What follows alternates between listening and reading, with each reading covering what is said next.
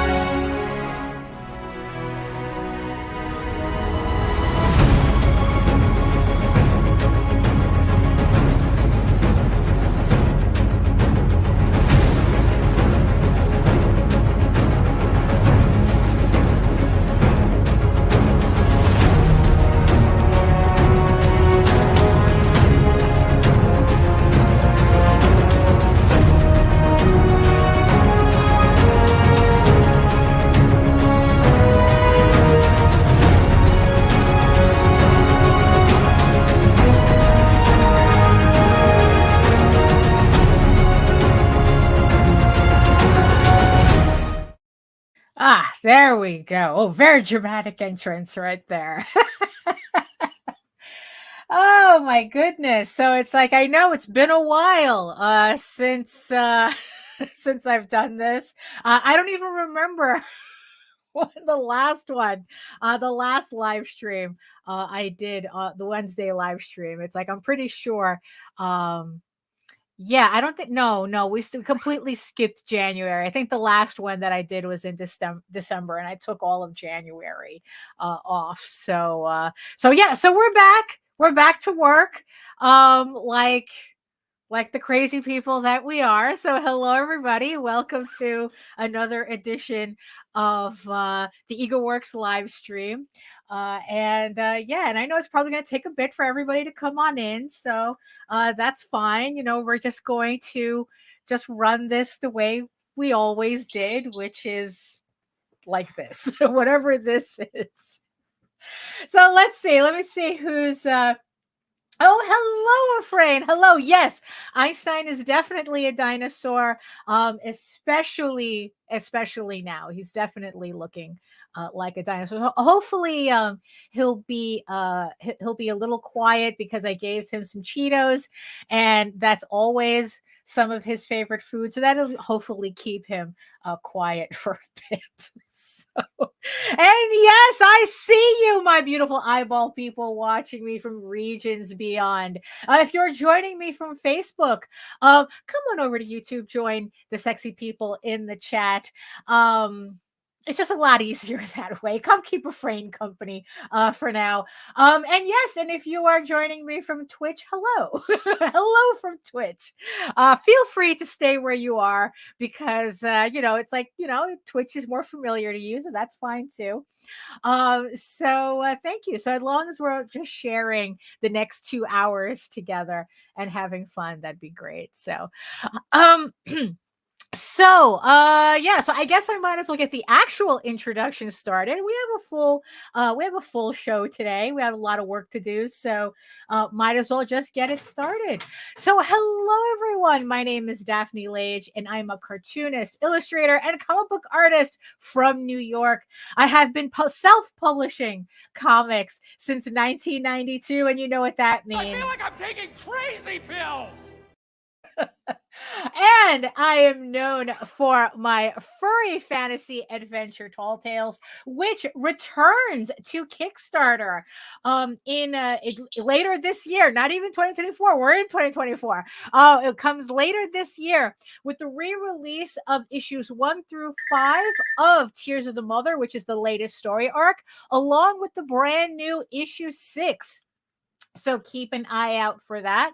But right now, I am also known for my medieval fantasy drama, EGORAVEN, which is currently on Kickstarter right now. It launched on Monday. We've already reached goal. Thank you so much, everybody, for supporting the campaign so far. And we are now on goal to hit the next stretch goal, the first stretch goal of the campaign.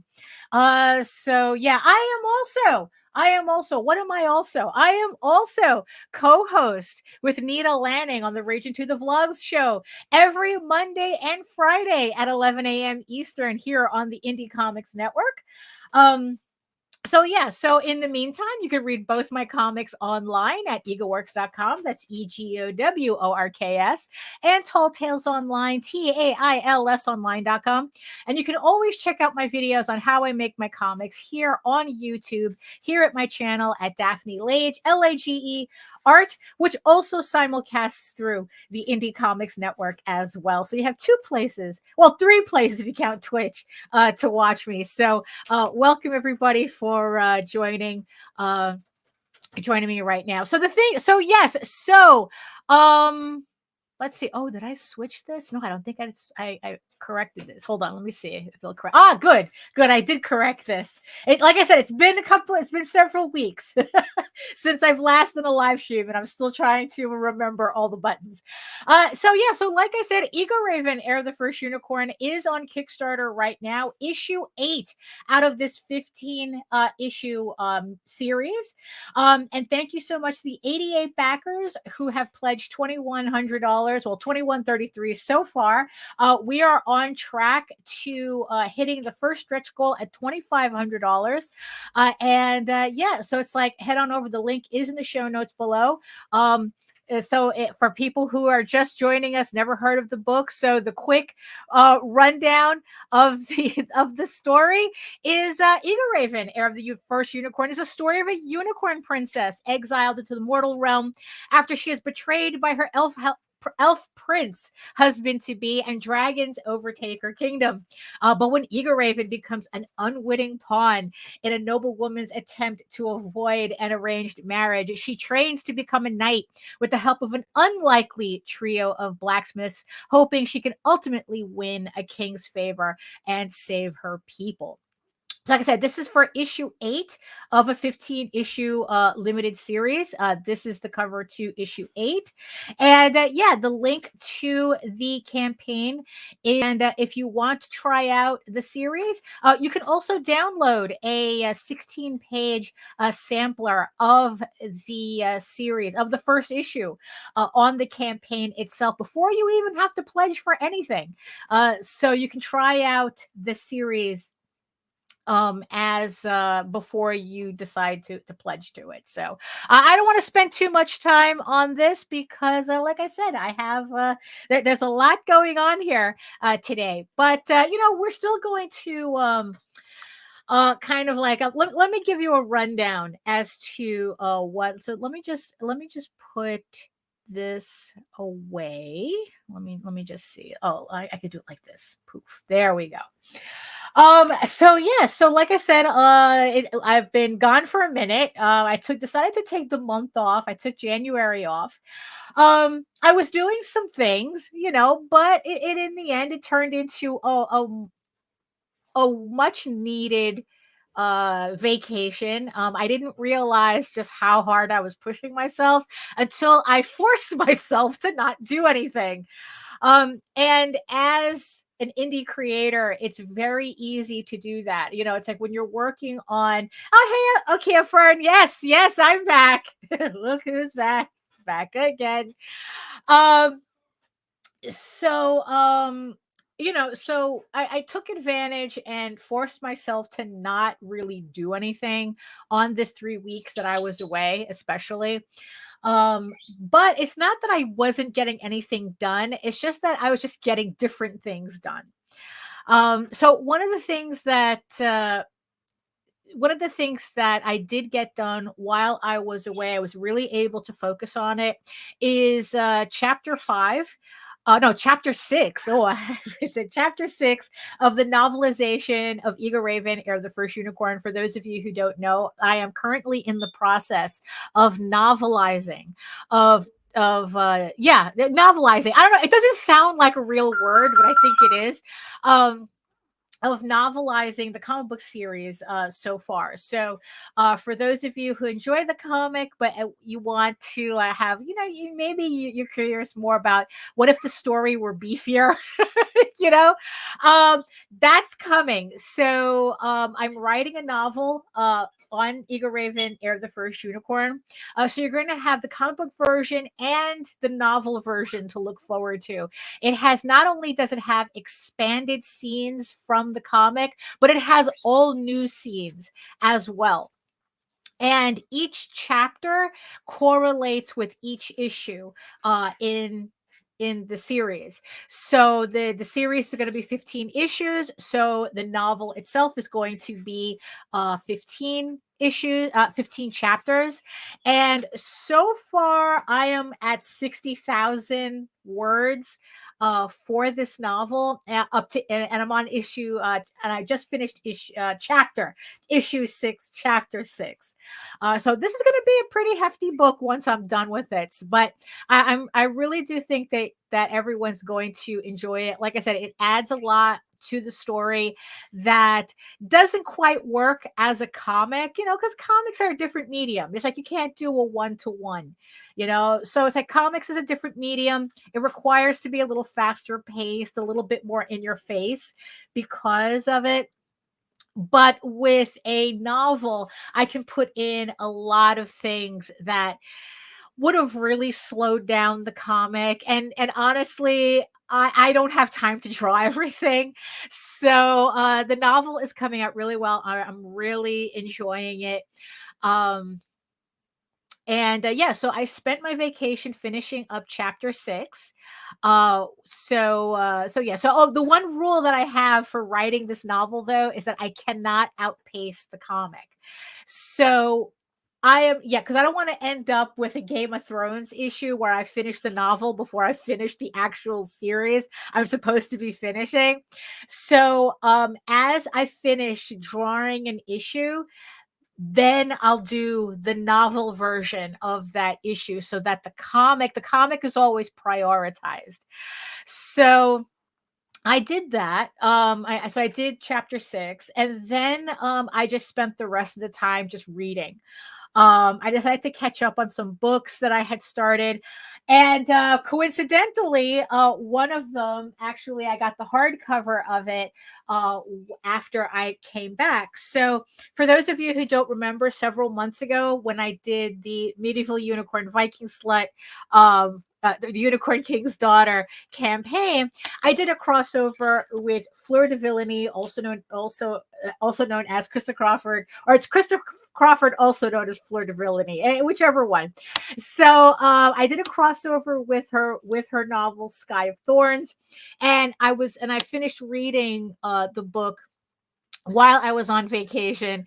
So it was just really nice to be able to have the hardcover as well. I really enjoyed the book. It made me so happy that I did this crossover with her.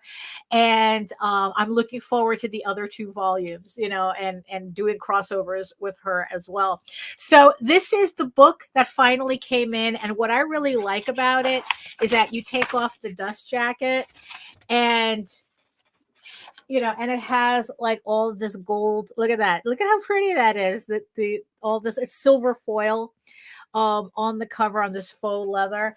And I just really, and it's like, she even signed it, so it's like, I just really, enjoy it.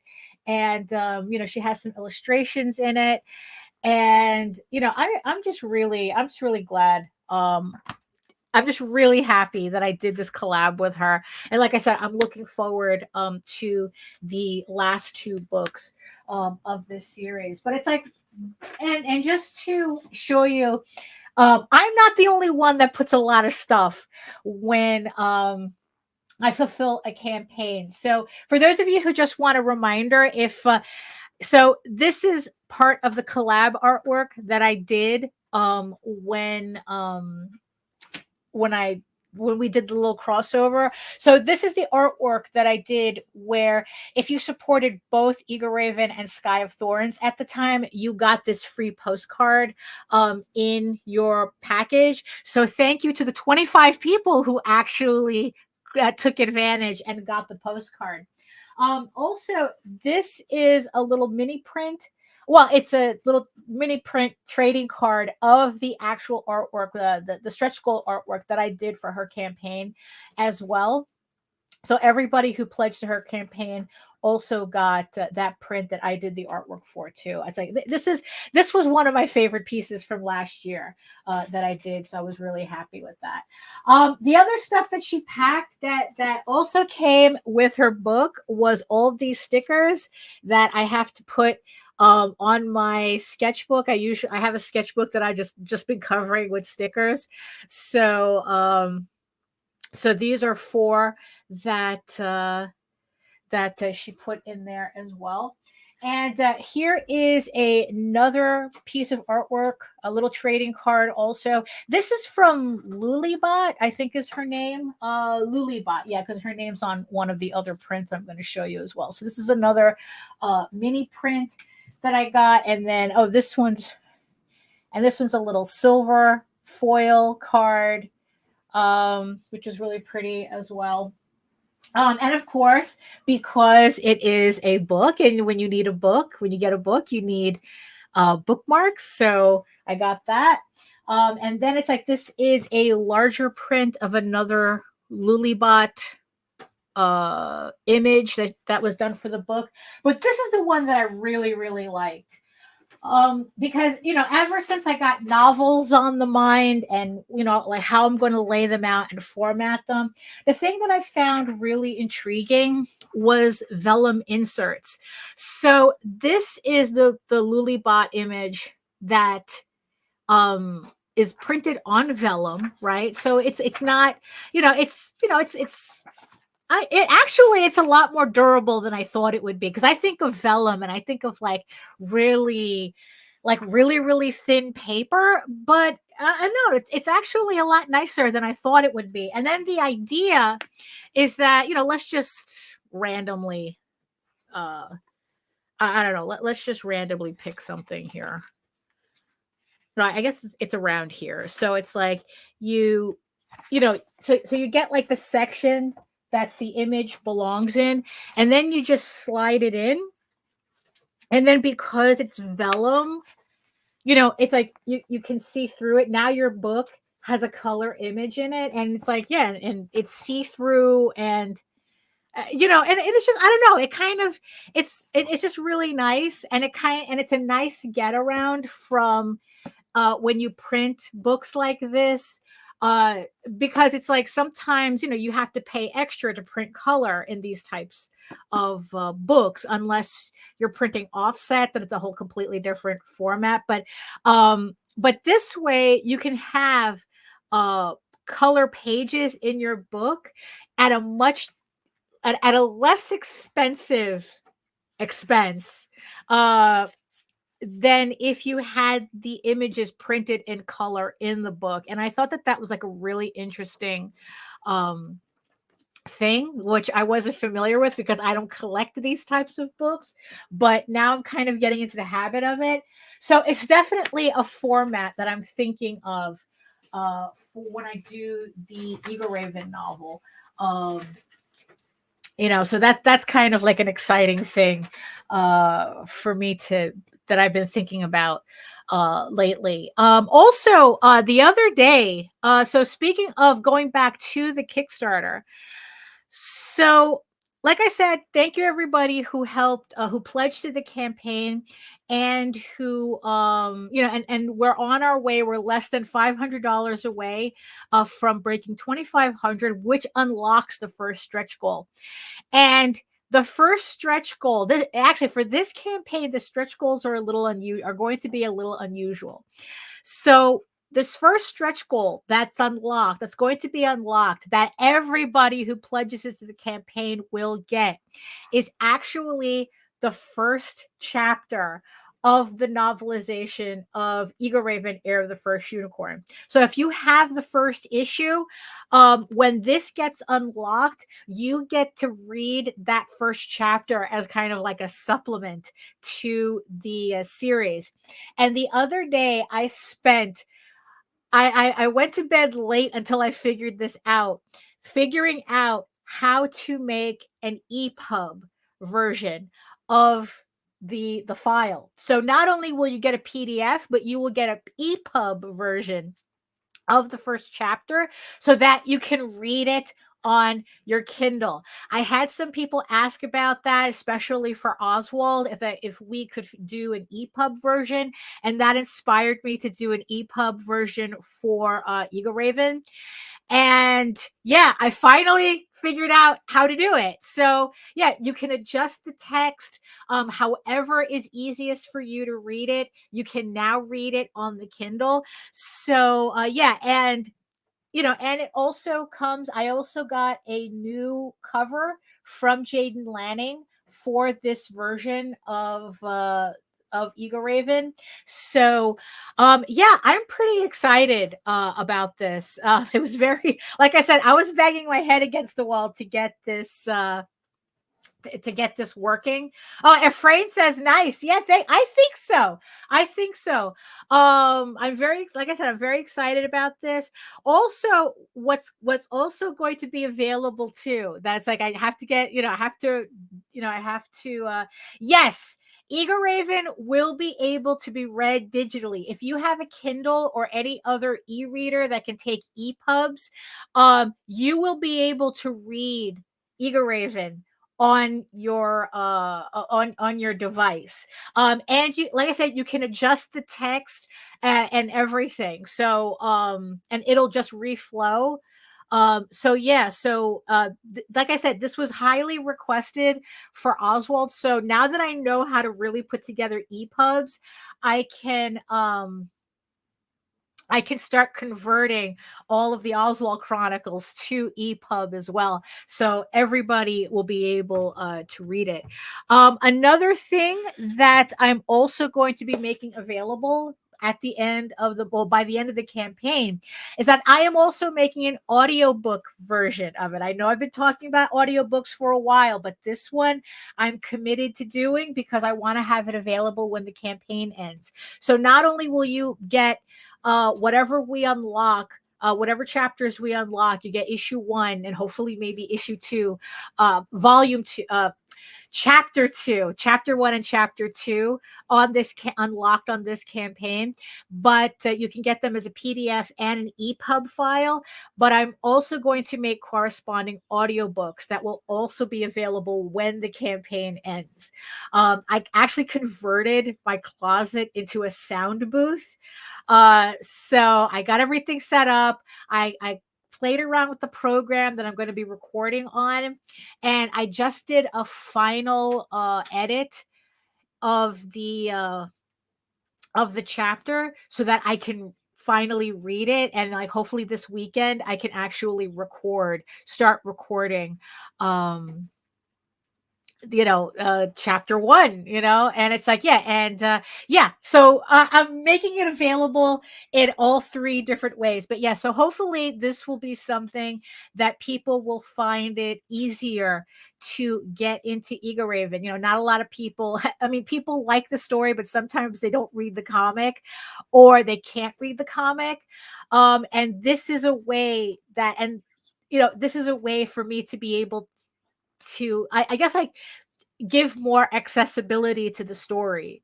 So not only can you now read it on a digital reader, to your convenience, but I'll also have an audiobook as well. for everyone to listen to. So yeah, I don't know. I think it's rather exciting, to tell you the truth. Um, the other thing that I was doing, because of this whole thing with novels that I've been looking at, is actually kind of improving, I guess, the aesthetic of how I advertise my comics. And one of the things that I really saw that's really popular in novels, that I figured, oh, you know what, I could try that too, is a thing called flat lays. I mean, it's like, if you know about it, it's like, of course, but it's like I'm just learning all this.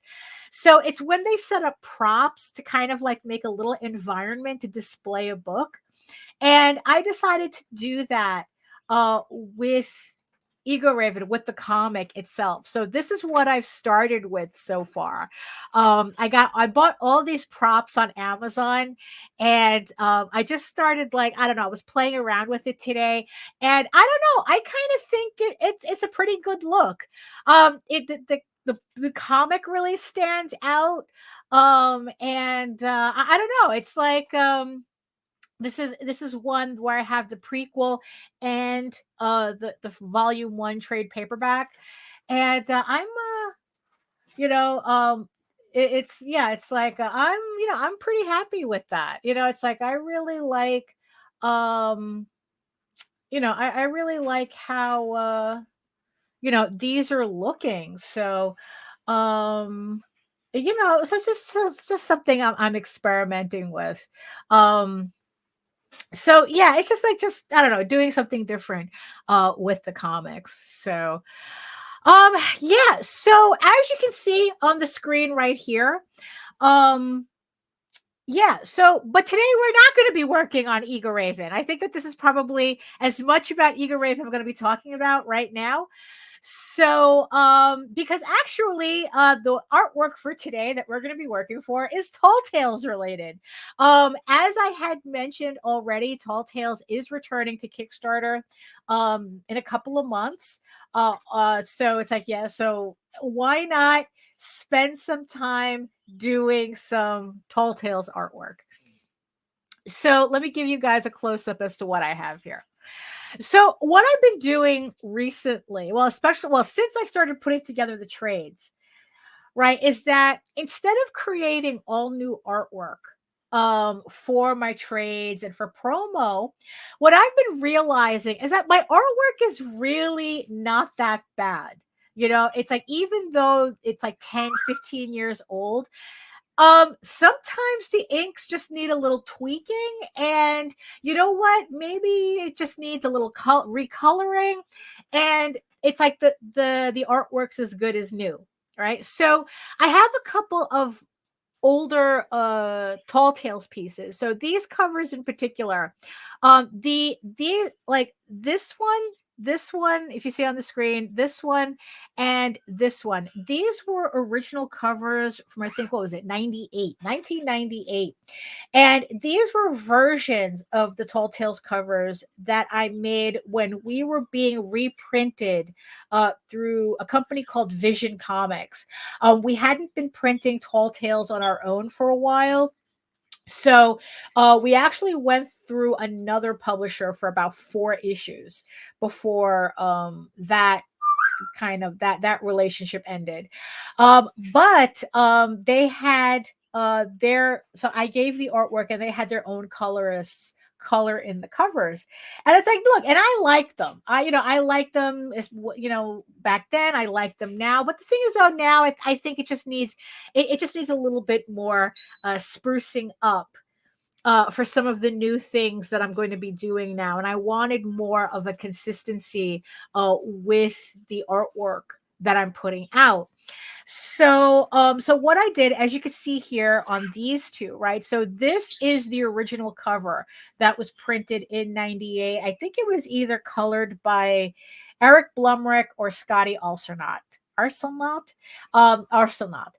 I don't remember which one, but it was one of them. And they colored they colored this piece. And last night, what I did was I took the line art, beefed up the line art a bit.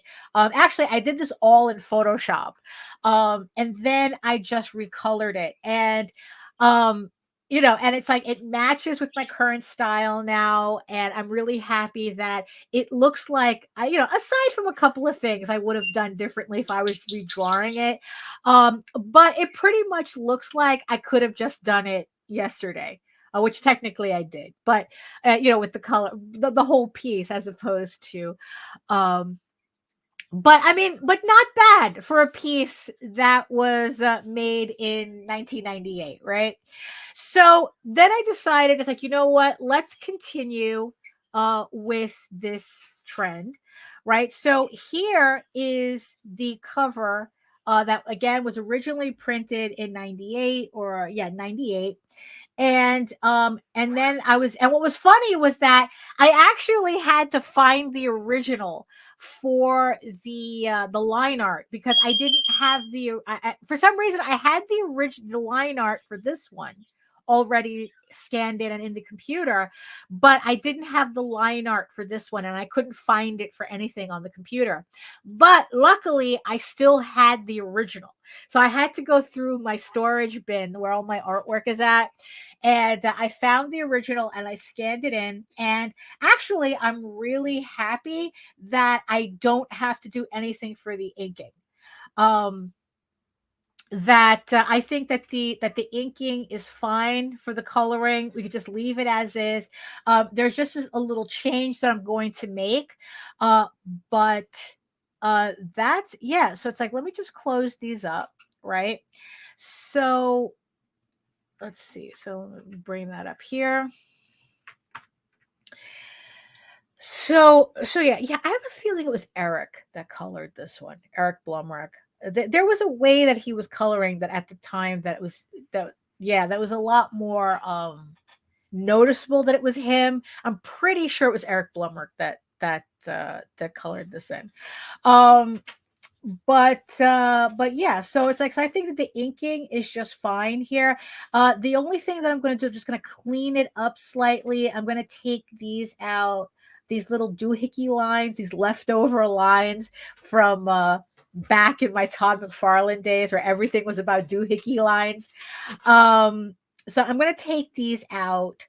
And then yeah, so I'm just going to color this in, just pretty much keep it around the same colors. And but I guess today will be, the way things go, always been going, we'll probably be lucky if I can get the shading in. But so let me get my let's see. Okay, we'll get a little water. We'll get like I got my glove on. Right, so let's get the music started. So again, music provided by Epidemic Sound, which I do have a subscription to, and it is, what is it? And it is their epic playlist. So yeah, so I just started the music there. So if remember that if it's a little too loud, just tell me in the comments. If it sounds like that I'm competing with the music as opposed to just being in the background, tell me, and I'll just lower the volume, because I'm pretty sure it's fine. Because like I said, it's just more for the background. So okay, so so here we go. So okay, so what I'm going to do is I'm just going to close that for now, because we're not going to need the colors yet. So we are just going to go to our shadow, multiply, and we are just going to start tracing out our shading. With the trees, I'm not gonna, I don't have to do any cleanup on it. So we can just start that.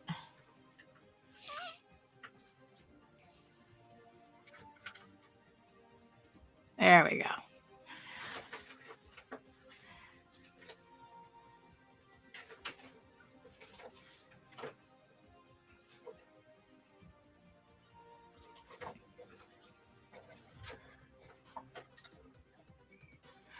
Yeah, but I was really, I don't know, kind of like, because at first I didn't want to go on vacation. because it's always about, oh, I have so much work to do and this, that, and the other thing. But then it's like, in the end, I decided I was going to resign myself to the fact that, you know what? It's like, it's probably in the end a good idea that I kind of, stop working for a bit. And yeah, and it's like, and literally just spend my time not doing much of anything. Like I said, the only thing that I got done was chapter 6 of the EGORAVEN novel. And that, I don't know, it's like, that doesn't feel like work. Oh, hey, Grant.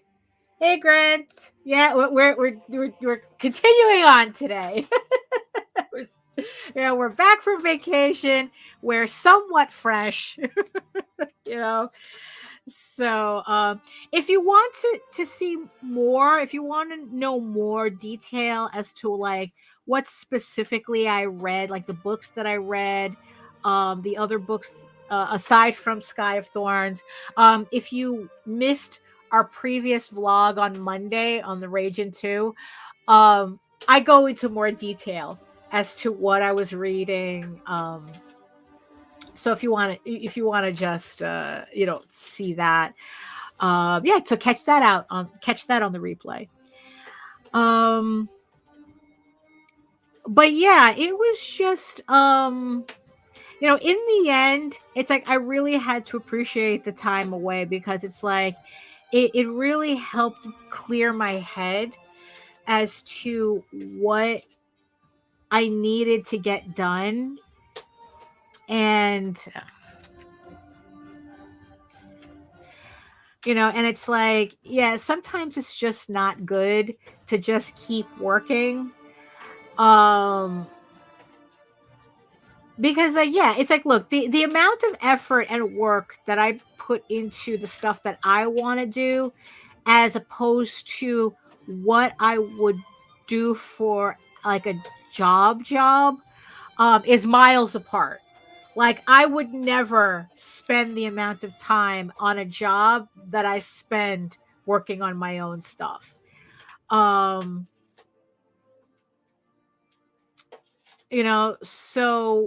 and it's very easy to kind of like really get carried away with it.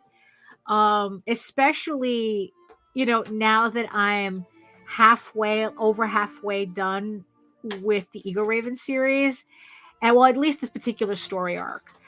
And I just want to see the end of it, and I've already, I don't know if I showed you these. I showed you this, but I've already like did the layouts and pencils to issue 9 and 10. I'm pretty sure I showed you guys this.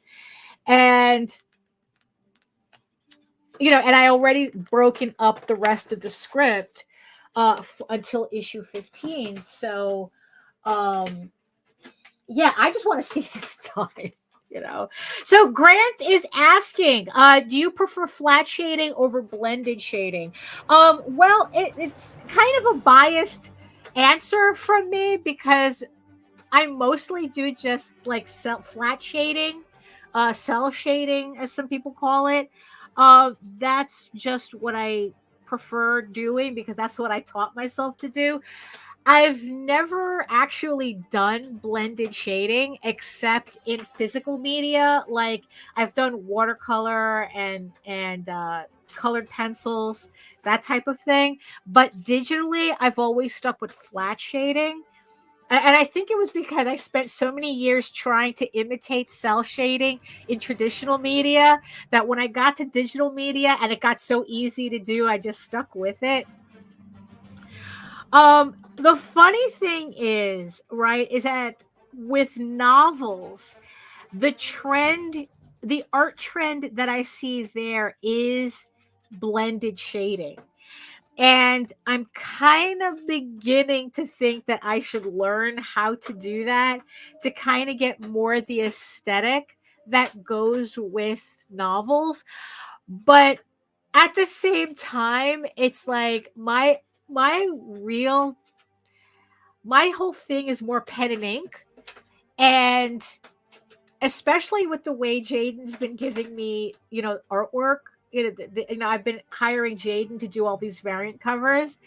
That it's like, honestly, if I need pieces with blended shading, I might as well just pay her to do the artwork and then just go ahead and continue doing my pen and ink as it is. So it would be kind of like a combination of our artwork, in the final novels. But especially for comics, though, if I'm doing everything myself, I'd rather stick with the cell shading, because, like I said, it's a lot easier for me. It's what I taught myself how to do. Yeah, and honestly, it's like it just seems to fit my artwork better. So yeah, so it's not really a good answer because, like I said, it's very biased. It's very biased. Um, because I'm sure if I actually knew how to do soft shading, how to do like regular blended shading, I would have a different answer for you, for that. So, um, you know, yeah, but yeah. So, yeah. So now it's like I came back from vacation more focused as to what, like what I want to accomplish and how long I want it to take. So, so yeah, so in the end, it was good that that I got away, essentially, that I took the month off. And like I didn't do vlogging, I didn't do anything. It's like I just kind of like uh disconnected, kind of. Um which I recommend people do, especially. Oh, let's see. I don't know. So Grant is saying, I don't know if you use Photoshop or Procreate, but that's how you do it in Photoshop. Well, I mean, I am using Photoshop. I am using Photoshop, and I'm doing the flat shading in Photoshop. And all my coloring I do in Photoshop, even though I'm now inking in Clip Studio Paint. Um, it's okay, Grant. It's okay. It's in the title. Yeah. Um, like, even though I'm inking in Clip Studio, it's still a lot faster for me to color in Photoshop. So technically, I'm using two programs when technically Clip Studio should be able to do everything, but I just don't have. It's just another learning curve I don't want to deal with now. So, honestly, as long as I'm getting the inking in Clip Studio the way I want, um, not coloring in Clip Studio doesn't bother me. Um, so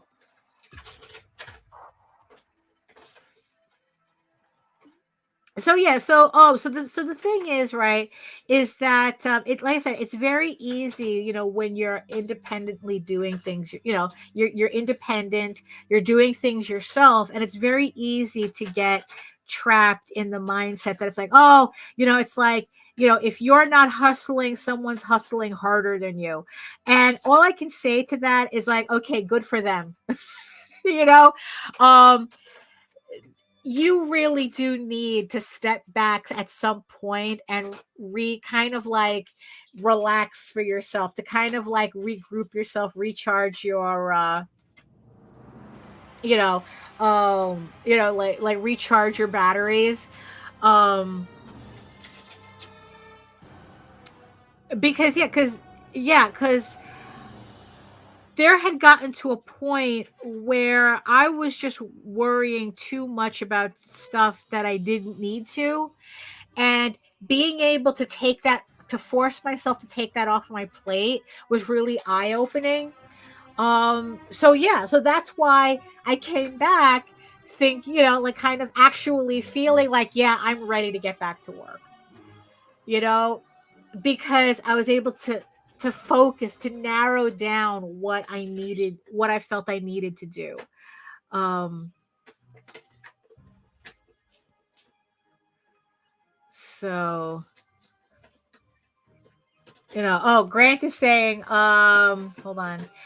It's like, I'm not saying that should blend your shading or not. I'm just saying that if you're worried about the learning curve, that's not a big issue. Oh, yeah, it's, yeah, that's,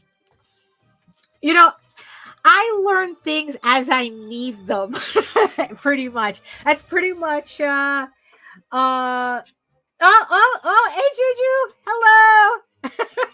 Did I miss a comment somewhere? You're just answering the spammer. Oh, that's okay. It's like, yeah, I'm gonna go back and I'm gonna delete. I'm gonna delete the bot after the show's over. Yeah, they always pop up during a show. What happens is that I can't seem to figure out how to delete them during a show. So it's like, okay, everybody just ignore it and I'll deal with it after the show's over. But I caught a little bit of Vess's stream today. I caught the part where she was talking about conventions. And it's like, oof, it's really getting ugly out there. Honestly, I'm at a point that if I don't see another convention again, I'm fine. Because I've been hearing, like seeing a lot of like the costs going up. And and it's like, look, New York Comic Con is literally a train ride away. Juju is saying, it's like you would catch that part. I was thinking of you, yeah. Yeah, and Grant said I totally dialed back my convention schedule. It's like, New York Comic Con, literally a train ride away, and I can't get into that show. It's like, because she was talking about the artist alley, and the artist alley, the table is like $500 and something, and I think you get the 2 badges, right? I think you get the 2 badges. I don't remember if you get 1 or 2 badges. If you get 2, it's fine, but if you get 1, you have to buy the other badge. It's something stupid like that. I'm not sure if artist alley's like that, but I haven't been able to get in the artist alley for years. In fact, the last time I tried getting an artist alley table at New York Comic Con, they literally told me they would not give me a table just in case somebody more famous wanted a table. So they didn't want me tying up a table they can give to a famous person. And I go, okay, all right, you actually said the quiet part out loud. All right. Yeah, and I never bothered. Well, last year I put myself on their waiting list because sometimes you can luck out, but I didn't get in. And then it's like, we've had friends that haven't been able to get in either, and we're talking about people who work professionally and they haven't been able to get into New York Comic Con either for the artist alley. And, and it's like,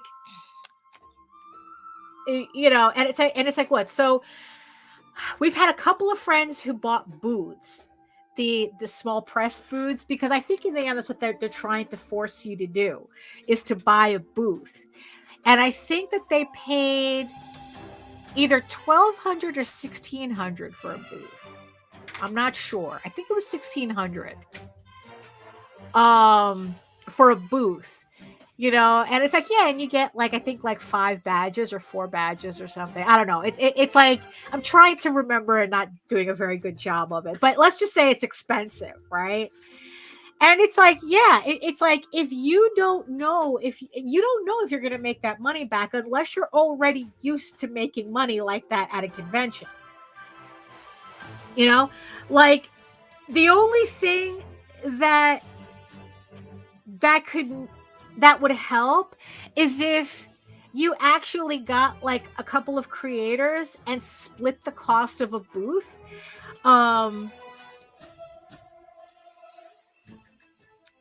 It's like, so I think you paid $1,600 because it was a corner booth. Yeah, you still, for what, for New York Comic Con? Oh, okay. Because if you get a table in there,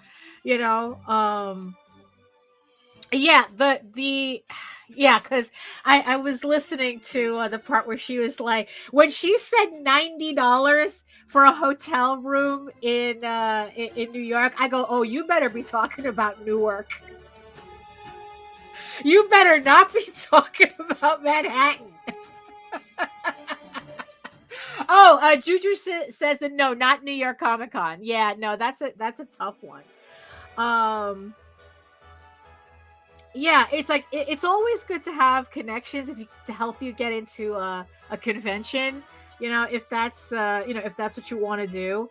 But yeah, it's like, but for New York Comic Con, it's like, yeah, it's like, but still though, even if you have another person, you're still, even if the table was $1,200. Let's just say the table was 1,200. I think he paid 1,600 because he had a corner booth. $1,200. You're still spending, $600 a piece. For a table space. And it's just like, ugh, it just gets harder and harder for me to justify this expense, especially when I could just run a Kickstarter. It is, I mean, honestly, Kickstarter spoiled me. Because what Kickstarter showed me was that I could make more money with less effort not leaving my house. you know and yeah, it's like, it's like, look, it's like, I right now I'm a little over $2,000 on my campaign, right? I can't remember the last time I made that at a convention. Actually, no, I can't. It was San Diego Comic-Con years ago, when it was $300 to get a small press table at San Diego Comic-Con. And individually, I would make that money. But so much of it would have to go to hotel and shipping and everything, shipping your stuff there, shipping it back, that it's like, in the end, it's a wash no matter what, right? But here's Kickstarter. I'm making that money without going anywhere. I have the book ready to go. It's like, it's, so it's like, yeah, I mean, the only way I would consider going to a convention, if a lot of the people if we're gonna see a lot of people there. But I'm talking about like all it's like, like went to Baltimore Comic Con. I took a punt and went to Baltimore Comic Con. I will not be doing that again. Because it's like, look, my sister lived nearby the convention center, and I was meeting a whole bunch of people. But the promoters for Baltimore Comic Con screwed up so badly by holding it as the same weekend as SPX, Small Press Expo, that it's like, no, you know what? It's okay. I don't have to do. I met everybody. I don't have to do this again. you know. Um, but yeah, conventions are tough. Like I said, if I don't see another convention ever again, I'm fine with that. Because really, that's a lot of stress. That's a lot of money, a lot of time. And really, like, for me especially, I am getting way too old to be dragging shit through a convention center and setting up booths and stuff like that. It's like, I'm too old for that now. I'm way too old. And for New York Comic Con especially, don't ask me to drag boxes of comic books through the subway. Nah, we did that in our 20s. I don't need to be doing that now. Absolutely not.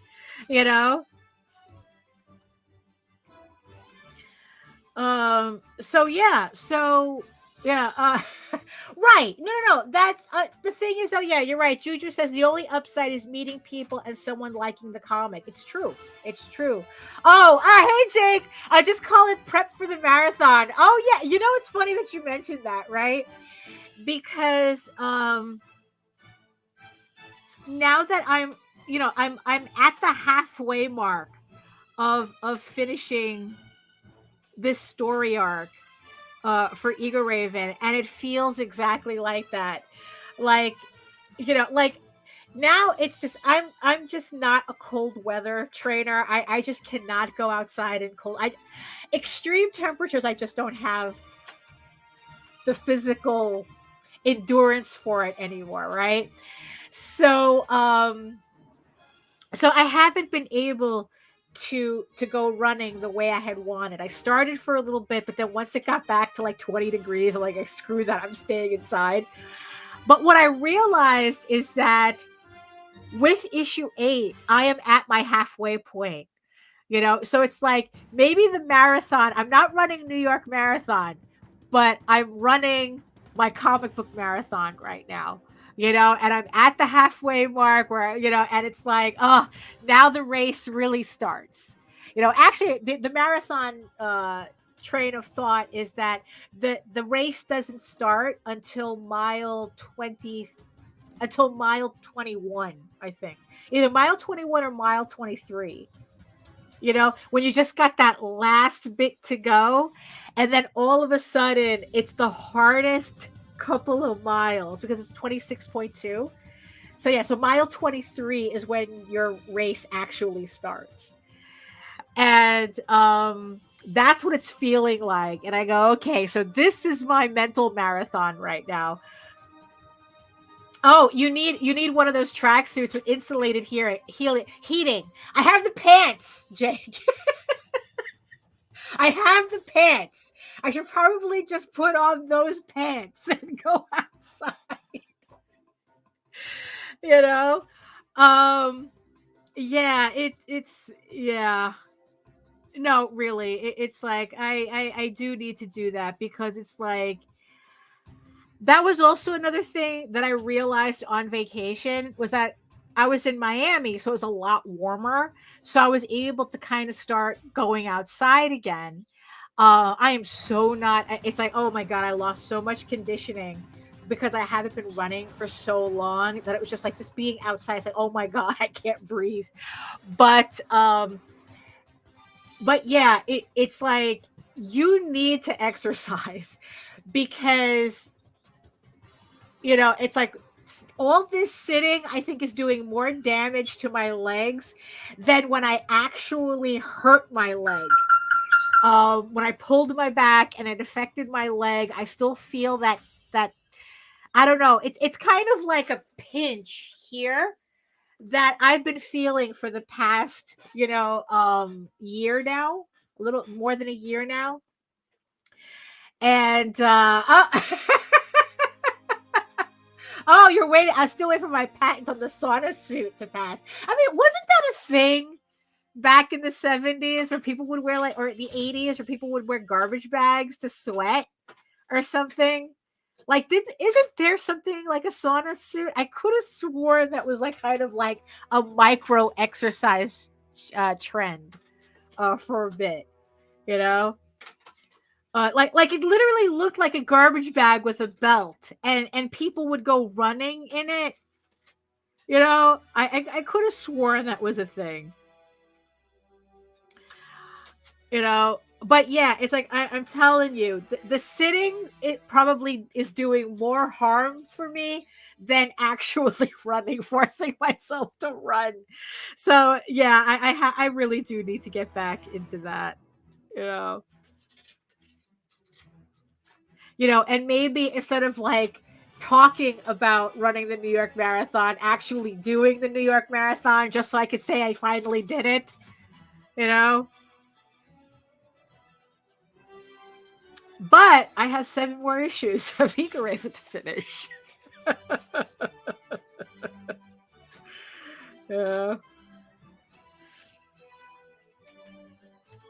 But let's see. Oh, okay. So Juju says I do an hour a day of walking. Haven't got to the running part. Well, yeah, that's good. That's good. Walking. Look, walking is better than nothing. That's it's like walking is walking. It's moving. As long as you're moving, because even if I just walk for an hour as opposed to like running for an hour, the end result is the same. My legs actually stop hurting. Isn't that ironic? That it's like, it's the sitting that's making my legs hurt, but it's the running that makes it not hurt. Usually you hear this the other way around, right? So that's kind of okay. So Jake is saying, my suit is operated using captured garden gnomes running steam baths between the layers. The valve release on the arms make the steam blow out like guys. Ooh, sounds luxurious. Although it's like, are they ethically harvested gnomes though?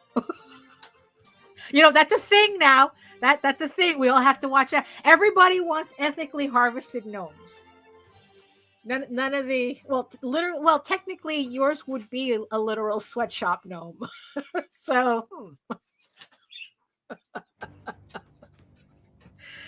yeah, so a gnome powered still suit like in Dune. Oh my goodness.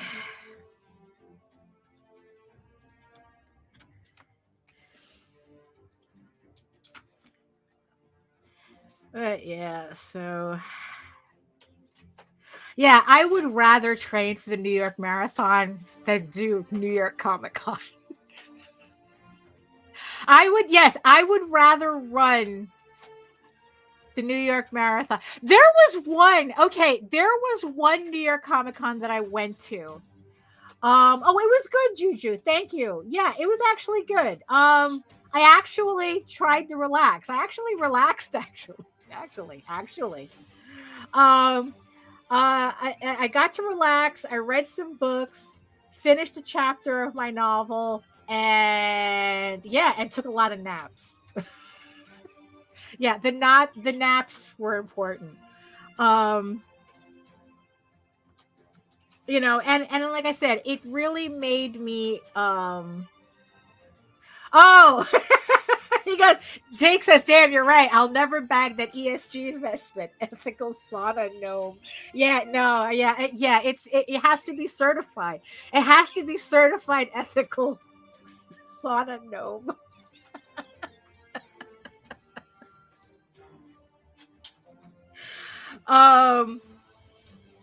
It really helped me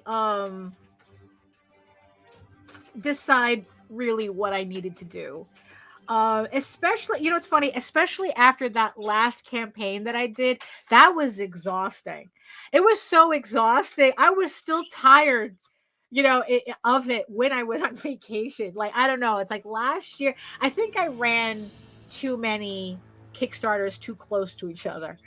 I don't know. It's like, but that last one was pretty, I had like too many variant covers. I had too much going on. Don't get me wrong. I don't regret running it, but definitely I would have done it a little differently, knowing what I know now. But, but it really is. And here's the thing. A convention is not a vacation. We used to make that mistake in the past where it's like, but to be fair though, is that at the time we were both working outside the home, and every time we did go to a convention, we had to treat it like a vacation because we were using vacation days. But the problem is that no, it is not a vacation, because there is absolutely nothing relaxing about going to a convention. So yeah, that's it, yeah, it's like those gnomes, man, they're unionized. Oh, there we go. It's like, we call it our vacation because we're not leaving otherwise. It's true. No, I completely understand that because that's what we used to do too. Like I said, we used to call going on these conventions our vacations, but they really weren't. They really weren't because the last thing we came home is relaxed from those things. Okay, so all right, so so I got those trees done. So what I'm gonna do is I'm gonna go ahead and put the highlights in. So at least hopefully at the end of this show, maybe I'll have the background finished. So let's do that. Oh, Jake's saying, wouldn't a Comic-Con in New York be a staycation? Absolutely not. Like I said, until you've actually tried to drag several long boxes of comics through the New York subway system, no way. I would rather run the New York Marathon than ever do that again. You know, it's like you have several boxes of books, then you have the boxes of all your gear, you know, and it's I wouldn't call it anything. That definitely was not it was worse. It was worse. It was worse. Um, you know, oh, I missed a spot here.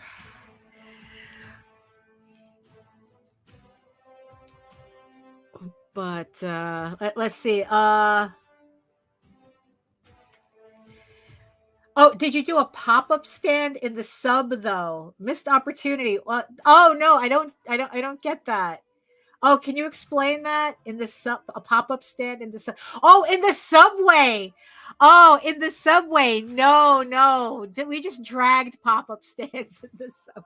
No, actually, you know what's really funny is that I don't think that's illegal to set up. Is it? Because I know, like, on public sidewalks, that if you're selling like art, that you don't need a permit for it or something like that. Because we've seen there's this guy that whenever there's a comic book movie out, he's out front of the movie theater selling selling comics. And it's like, no, I don't think you need I don't think you need a permit for that. I think in the subway might be an issue. In the actual subway, yeah, I think that that might be an issue. But I think out on the street is not. I don't think you don't need a permit for that. I think that the only thing is that if a cop tells you to move, you have to move. But you don't need a permit. But no. I never sold anything on the subway. No.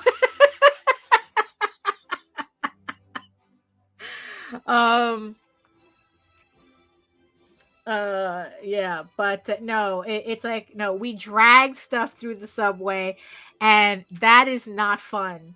That is not fun at all. So let's see. Oh, if you keep moving, you're not running. You're not running a standstill.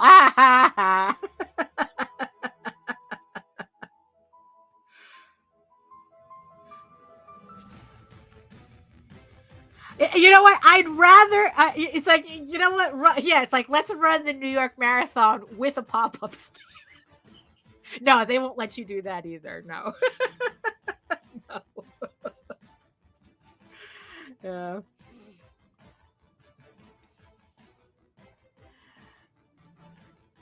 But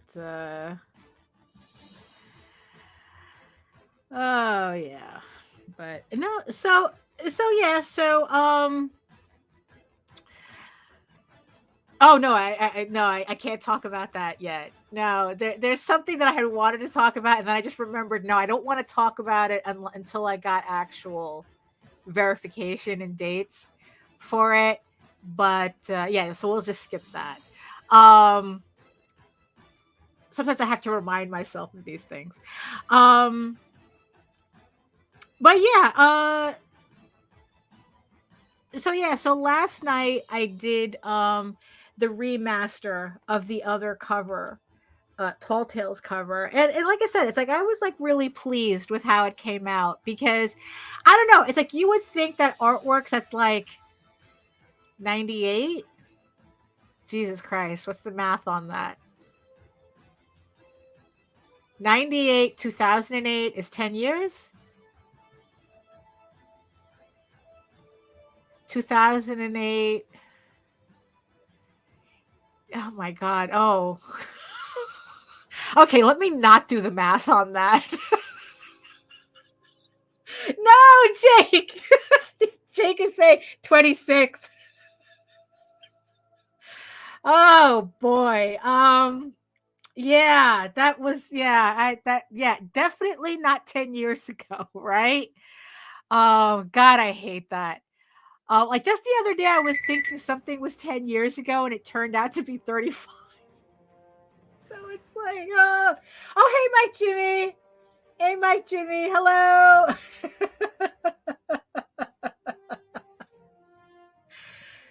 Yeah, it's like Mike Jimmy gone so long. There's two of them now.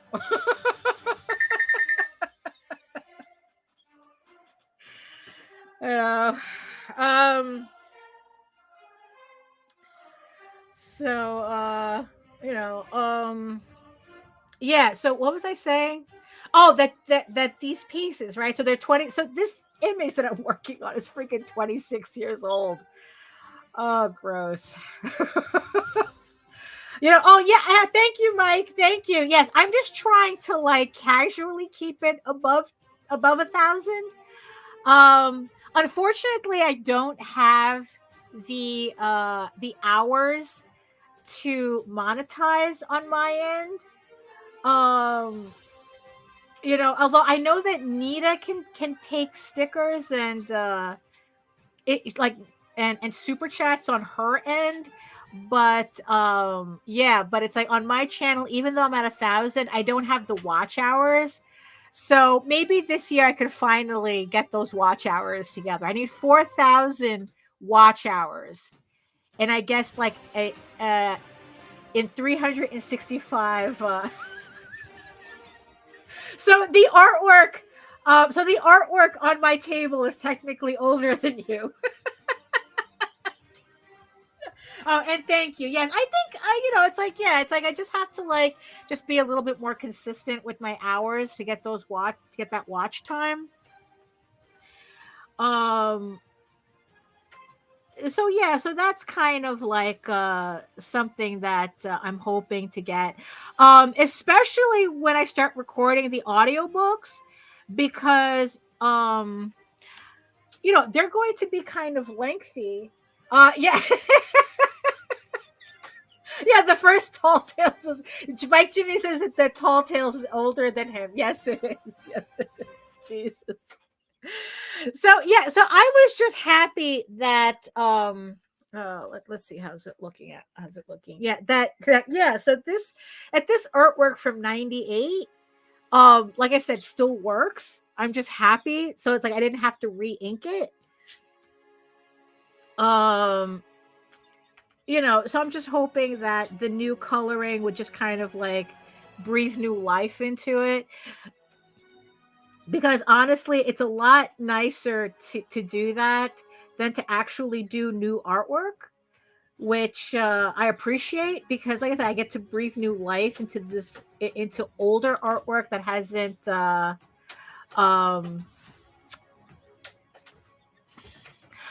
wait, a content ecologist? What's a content? That's a new one. What's a content ecologist? That sounds interesting. It's like at least I know what a sauna gnome is. And you just made that up. Yeah, no, that's true. Yeah, that's exactly older artwork that hasn't changed. I mean, it's like, yeah, it's like all it needed, like all the previous covers to the trade paperbacks, that's all the original covers that I just re-inked or tweaked the inking. And just recolored it, and they look brand new. So You know, so it's just really nice to be able to show off that work again, you know. So yeah, Jake, what's a content ecologist? Because now you have me intrigued. You know.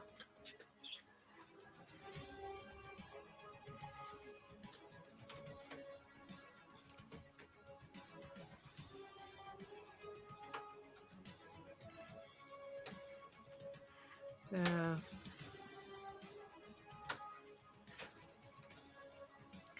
Oh, content ecology. So this is Jake. Is what artists have an up. Content ecology is what artists have an uphill in diversifying into. It's like an umbrella term for promotion, content generation, and such. Oh, okay, cool. You know, okay. Oh, is that what you're into now? Content ecology. So like, what would be what would be like some of the things a content ecologist would do? You know, like I said, now it's like you have me intrigued.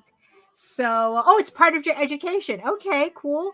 So, what, what would be your responsibilities of being a content ecologist? Like, I know what a content creator is, you know, and we know what marketing entails. Oh, it's a media strategist. Okay. That I understand. So, what are you learning to do? Like how to optimize, you know, all that SEO optimization, you know, it's like what, like how to market more efficiently. Um, because that's always something I'm always trying to do. Um, because there's no getting around it, right? I mean, it's like in the end, it's like even if you were to have a publisher, they still expect you to do a lot of this marketing yourself. Oh, okay, good.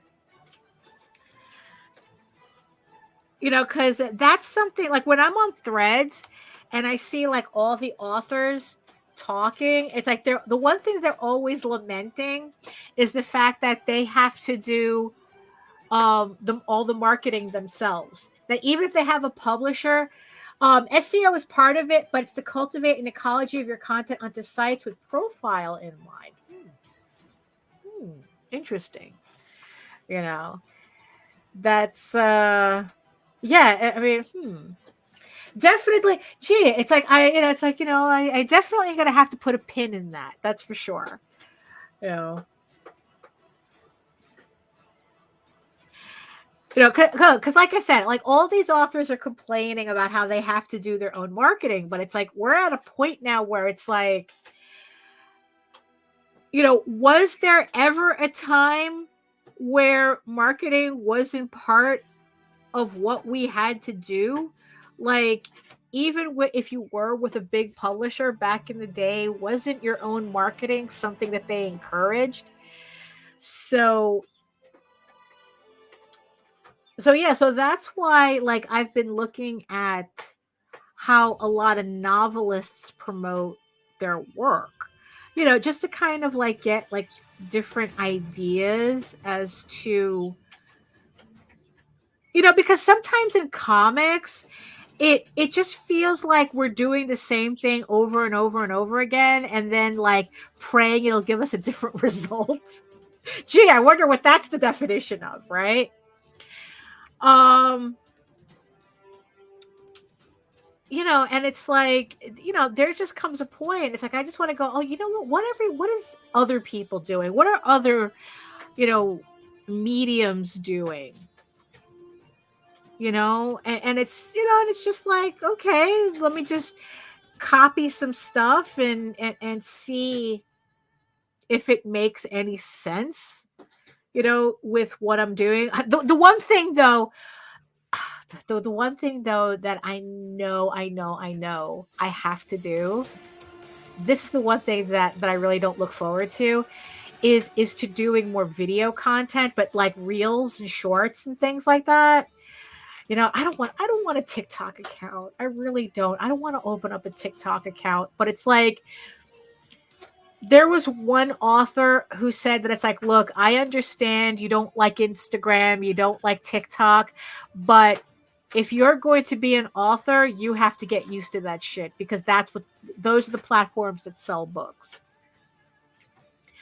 I think Jake is saying the new media sphere of the internet and social media has given rise to new identity formations and identity technology. Ooh, you know, branding.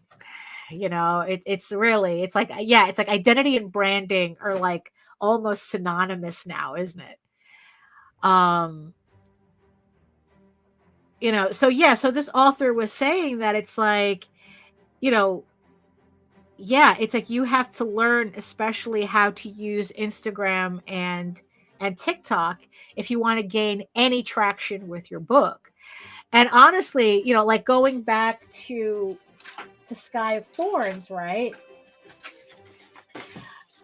You know, going back to Sky of Thorns, the fascinating thing of watching her do her campaign was that her previous books before this one sold, you know, like, okay, she made like $3,000, $2,500 on her previous books, right? And she was pretty much expecting to do the same, you know, on this book.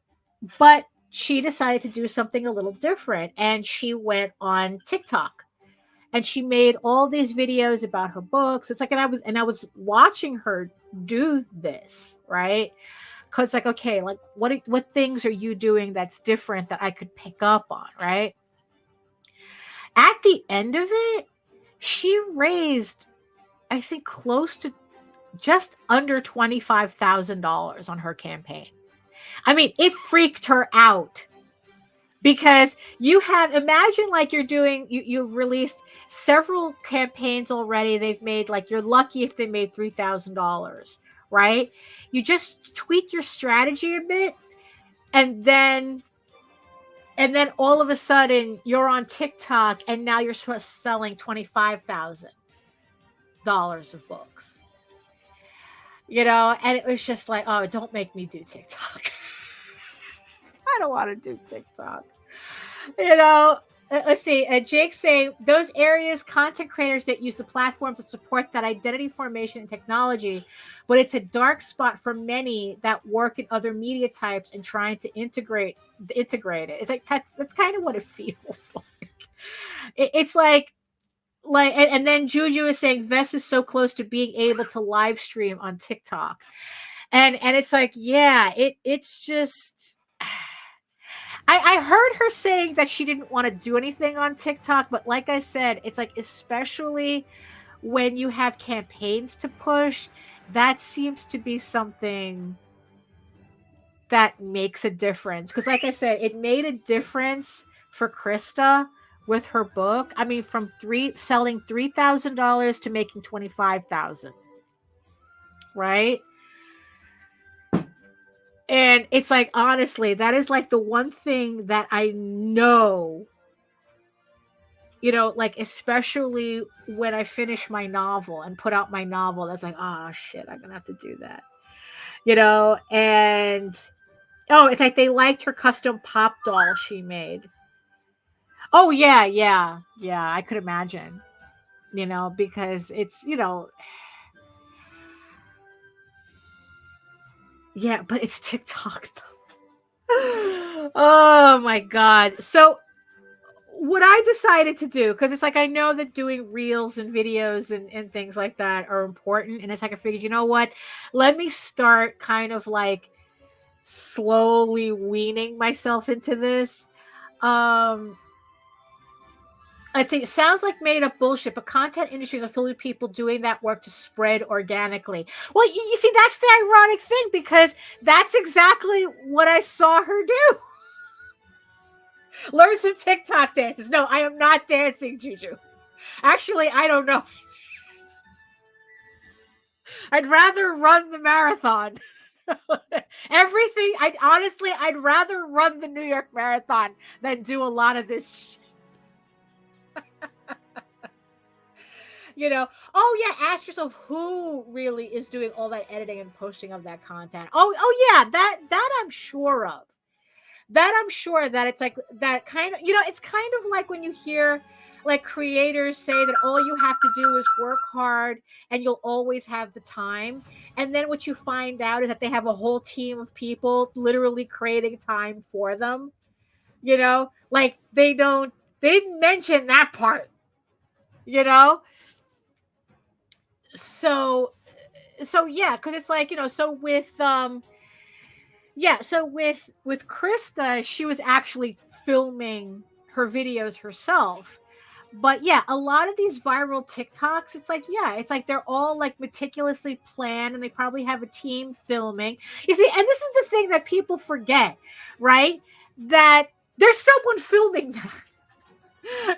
That there's usually someone filming and editing it, then posting it, that it's like these things don't just miraculously show up online. Yeah. Oh, it's outsourcing, but there has to be a manager or planner behind it. No, absolutely.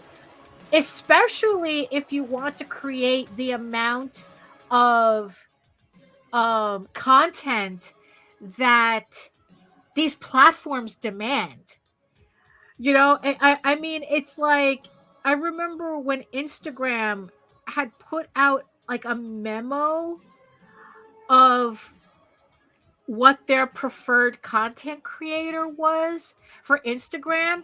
And it's literally someone who lived on it. Like, you were posting several times a day, every couple of hours, you were posting something, everything. Like you were spending, like, that was your job. And it's like, you're fucking Instagram. You're not paying me to make this a job. And it's just like every one of these platforms, it's like, that's what they want you to do. It's like, oh, it's like, you want to get to a point where maybe we could start paying you for this. You have to treat it like a job now. And it's like, yeah, it's like, so I guess it's like, that's why, people hire people to like film and edit and create this. But I can't, it's like, I can't do that.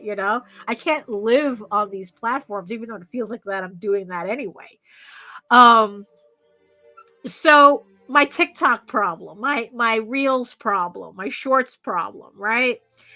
So like I said, I know that this is something that I know I'm going to have to kind of like slowly get myself into. And after watching a lot of book talk videos, the only thing that I could think of for me to start doing now and get into the habit of is just filming B-roll. Like that's the only word that I could think of. Just start filming things, and it's like no voiceovers, no nothing. So it's like right now I'm trying to figure out how to do flat lays, right? So I would take photos and then I would take a video of that flat lay. Just like scroll. Since I got around with streaming, that it's antithetical. Oh my god, I can't speak today. To run shows while producing a product. The content is product as well. It is. That was something that I learned that I learned a long time ago. That it's not either or. It's the same thing. That it's like, the stream is your commercial. This is your infomercial. Every time we do a vlog, that's an infomercial. Every time I do an edited video, that's a commercial for me. Like, the brand is not the product, it's me. So it's like, I have to get people, and then I have to get people associating me with my books, right?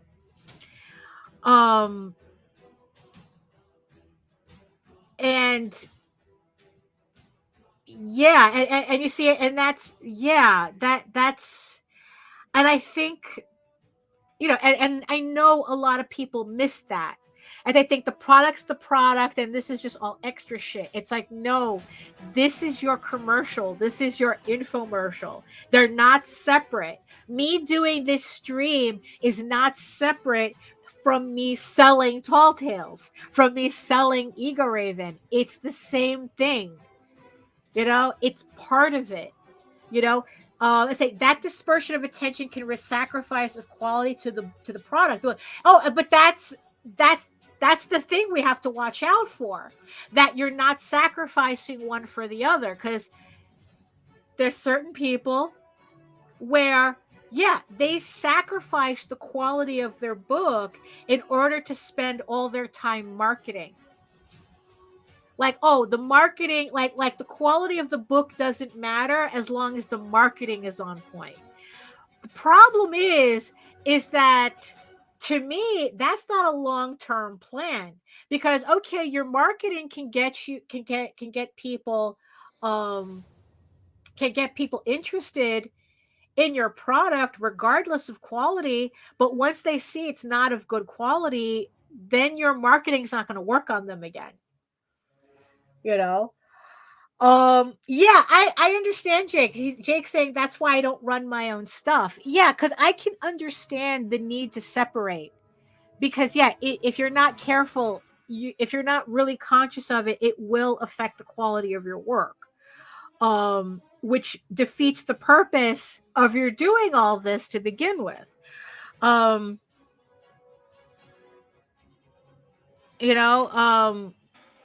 But yeah, it's like, so right now what I'm doing is I'm just going to make it a habit of just filming stuff. Like I said, of just filming kind of like all this like B-roll type stuff that I can kind of use as reels and things, and kind of like get into the habit of making those things, of making more of them. Oh, you took a bone meal off news. So where is it? So where can people find your stuff then? So if you took it off Newsgrounds, where is it then? Do you have your own website now, Jake? Because I'm always a big proponent of that. Like, no matter what, you always have your own website. Even if it's, like you just run your stuff on your own website. Even if you have other platforms, because then it's like if the platforms start acting up, you still have your website. Oh, nowhere. Well, you did say you were building yourself up again. So I guess it's just you're literally starting from scratch, I guess, right? Like, kind of like, I don't know. Sometimes it just feels like we're all like reinventing ourselves right now. Like, it's like, yeah, I'm doing the comic, but I'm really really moving into novels.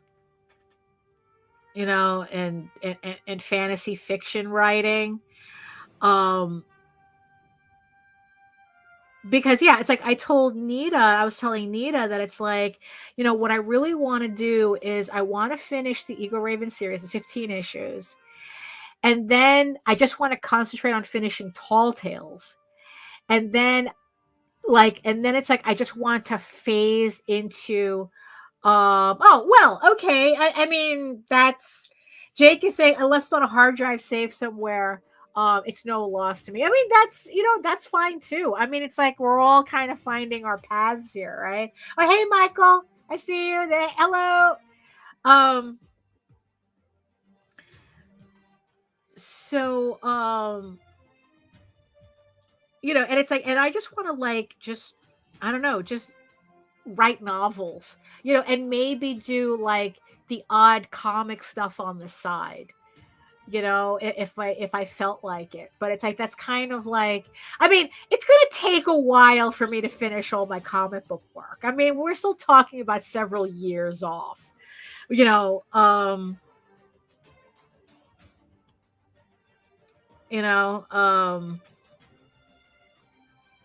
so it's obviously not something that's going to happen overnight. But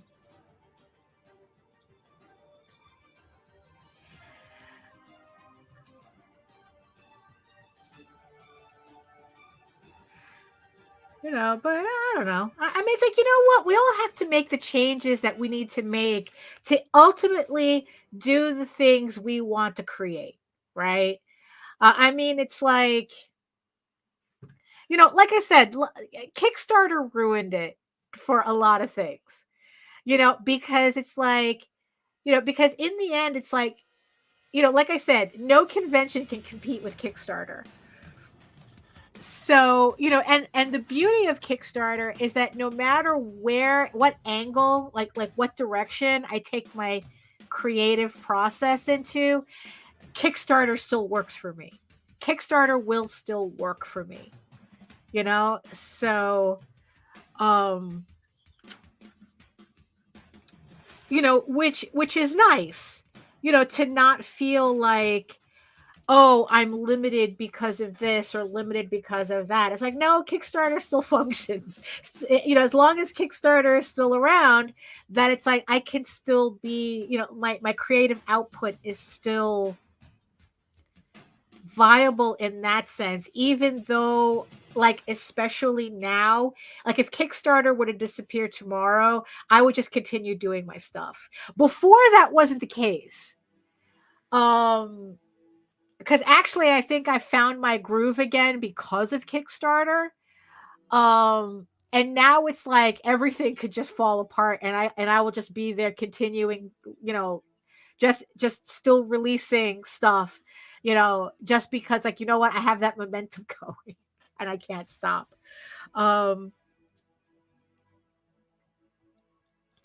But yeah, that's how I'm kind of feeling. But yeah, a convention would have to be, yeah, it would have to be something.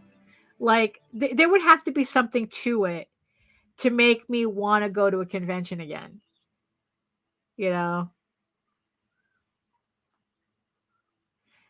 because, oh yeah.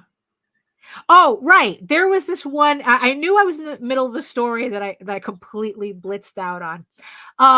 Yeah, there was one New York Comic Con that I went to. We were sharing a booth, and it was the same weekend as the New York Marathon. It was the same weekend. And it was really funny on that Sunday to see people going to New York Comic Con.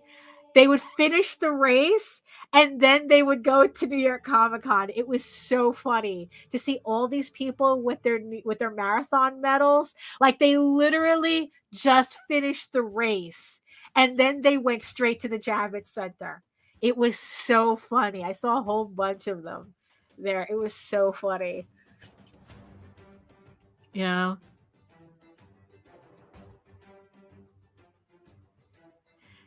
So you see, I would do that. I would do that. Jose would be working New York Comic Con, and on that Sunday, I would no. Well, no, I spent no. It takes me too long to finish. It takes me too long to finish a half marathon. It would take me even longer to finish a marathon. The convention would probably be done by the time I finished New York Marathon. To go to hop in the convention afterwards. Yeah. I think it would probably take me 6.5 hours to finish a marathon. Oh, it's awful. It's awful time. Awful time. Uh, but I would rather do that than be at New York Comic Con. Honestly, honestly. Oh my goodness. So, I mean, so far I seem to be making some good time with at least the background on this. So let's see. So let's see if we can get some flats in before the show finishes. Um,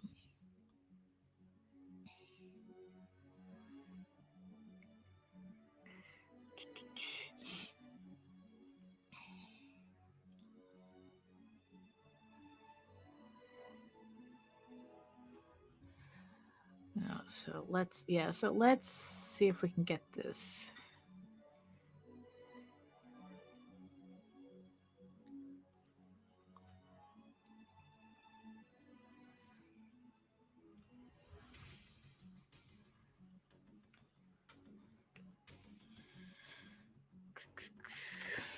Let's see. Did I? Oh no, that's wrong. It's this. this color. Okay. Did I get everything? Oh, you know what? I don't think this is correct. So we're going to delete that. Actually, you know what? Let me fix this.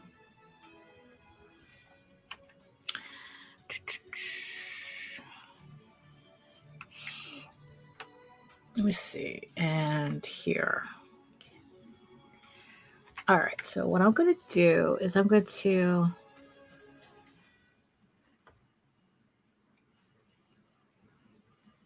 do that.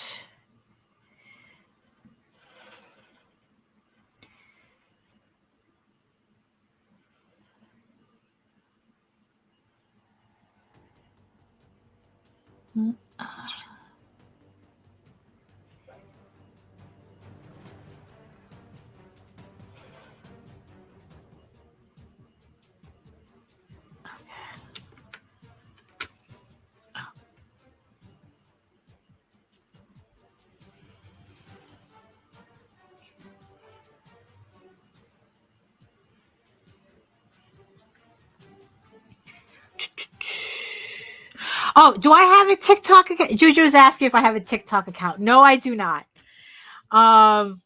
Yeah, it's not something like I said, it's not something I'm going out of my way for right now. Although, yeah, I don't know. I really don't want to. I really don't. I really don't.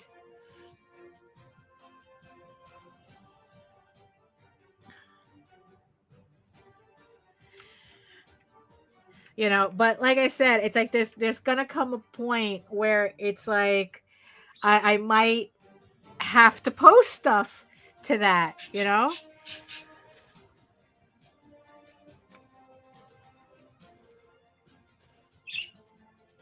So does Vess post a lot to TikTok? I mean, you know, I guess if she's almost like she could almost stream to it, which I didn't even know you could do. Oh, I only asked because you mentioned it. Yeah, no. I mentioned it more as something I might have to do rather than something I want to do. Yeah. Okay, so let me see. So let me do this. So okay, so I'm going to start putting in the flats, some flat color. Okay, so let me get rid of this first. You know, it's like, oh, she posts when she feels like it. It's like, yeah. I don't know. There's just something about the format. Like, I don't know. That whole, like, everything needs to be quick and snappy. And I don't know. Maybe I'm just intimidated by it. Maybe it's, yeah, I heard that it's actually really easy to go viral on TikTok. Because I guess, like, so many people are scrolling at the same time that let's see. Oh, it's like, oh, do you schedule posts regularly? Absolutely not. That's Jake asking if I schedule posts regularly.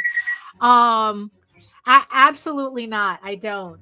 I'm more regular with posting during a campaign than I am outside of that. Oh, because another thing that I started making a habit of is I have a Substack account now. I've had it for a while, but I figured it's like I was really disappointed with MailChimp, and I decided that I was going to resurrect my Substack account and start writing blogs.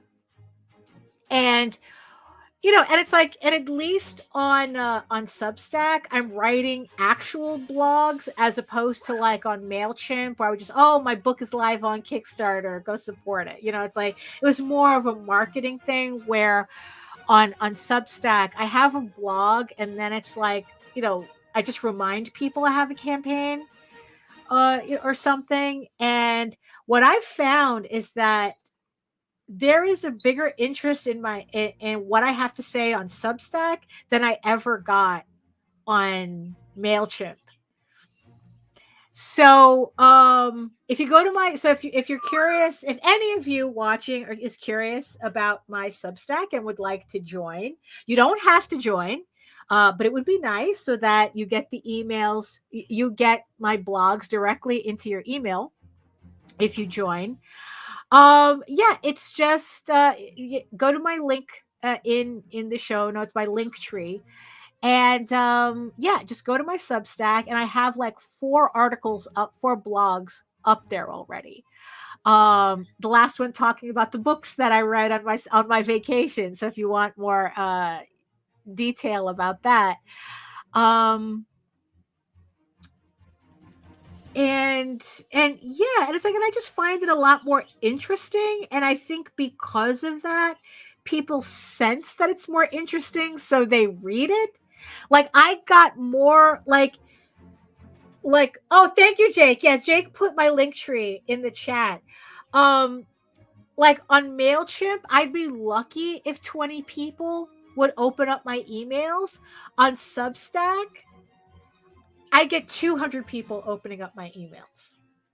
So it's like, oh, this might actually work. So okay, so this might work. The same thing with Blue Sky. I do have a Blue Sky account, which is also on my Substack. It's on that little running thing on the top with all the icons. I do have a Blue Sky, and it seems that people are more interested in my stuff on Blue Sky than they ever were on Twitter. So I'm finding. So I don't know. Who knows? Maybe people would be more interested in my posts on TikTok. I don't know. You know. Oh, what am I doing here? Oh, I pressed F. Oh, there we go. Yeah, I was supposed to press G. And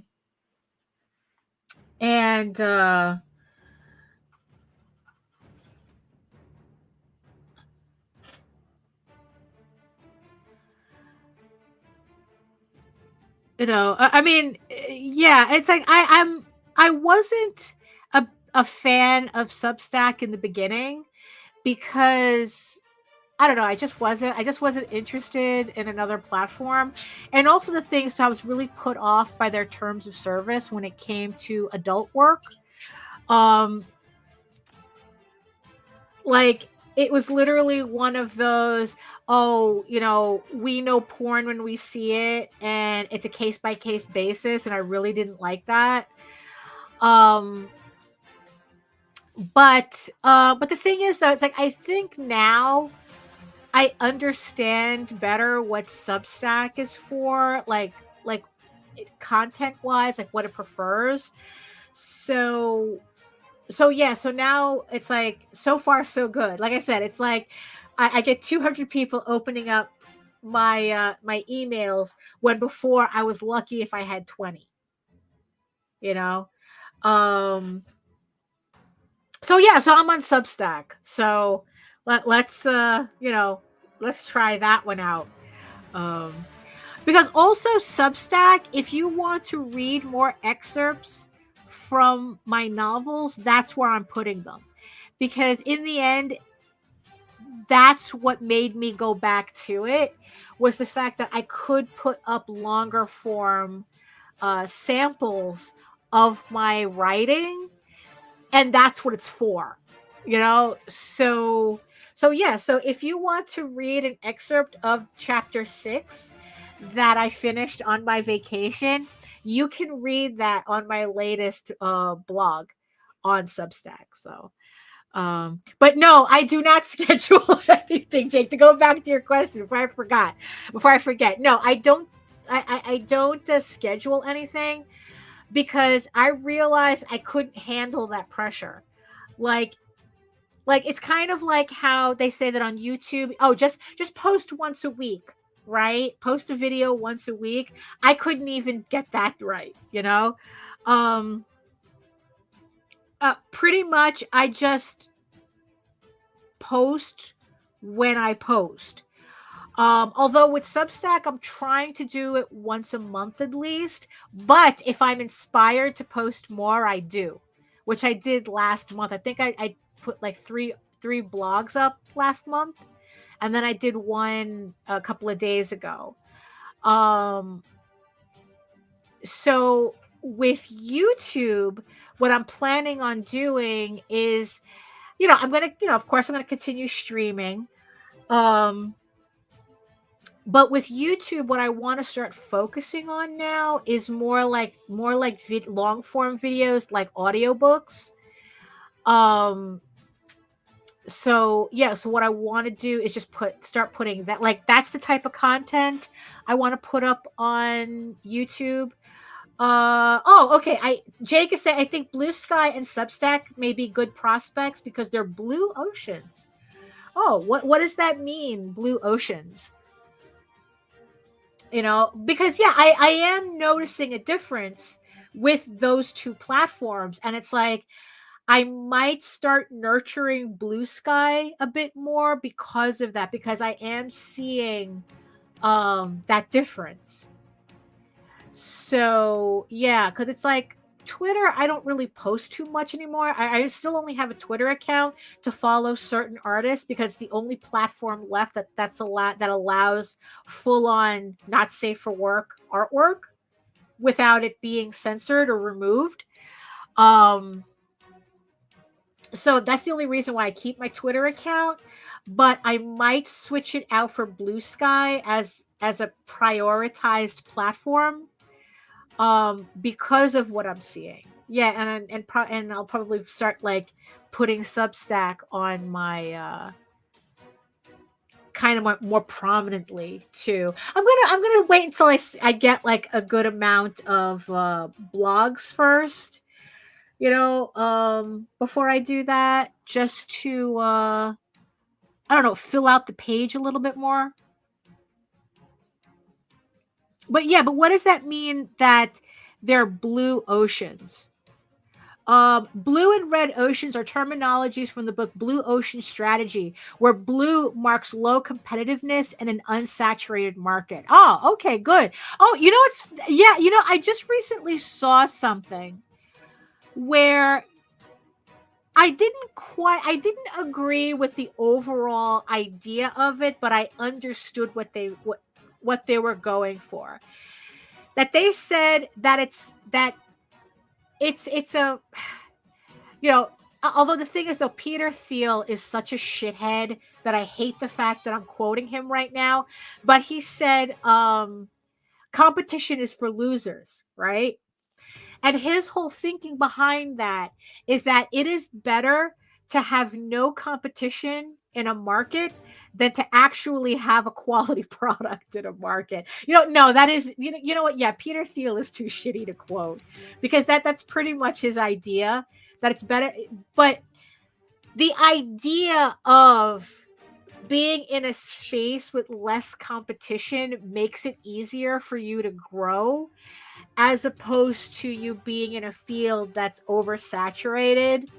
And then it's like you're kind of, and sometimes it really does feel like you're just trying. It's like you feel like Jon Snow in the Battle of the Bastards when he's climbing out from the bodies, and it feels like that.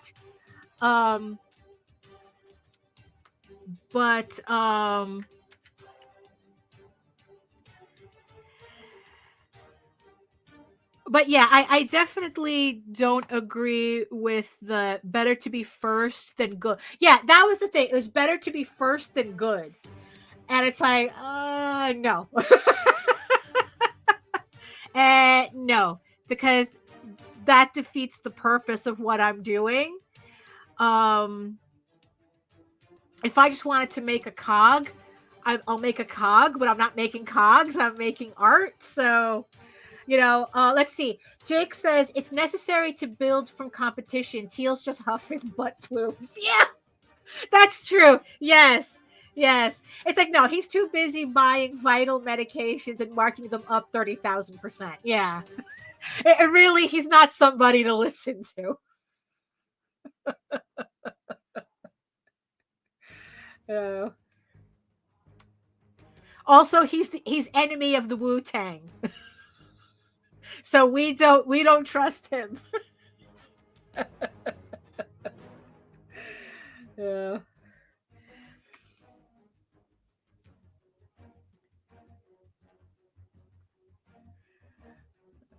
Let's see. So let's see. It's like I just got my 5-minute warning, but I really do want to finish this background. Oh, you're thinking of Martin Shkreli. Oh, okay. We don't listen to him either. You know what? After a while, all of these sociopathic billionaires are all the same. You know, they're all the same. Yeah. Oh, thank you, Michael. Thank you. Not bad for artwork that's what did we say? 26 years old. Yeah, if you missed the beginning of the show, this is artwork that I did back in 1998 that I'm just recoloring to give it some new life. And yeah, and I yes, and I appreciate the fact that it still works after all these years. That all it needs is just a recoloring. I only trusted homeopathy. Yeah. Oh, where's my lasso? So let's see. Oh, where's my color? Why are you not working? Ah, okay, here we go. All right, so let's see. So let's put in this last color and then we'll see how the shading worked out.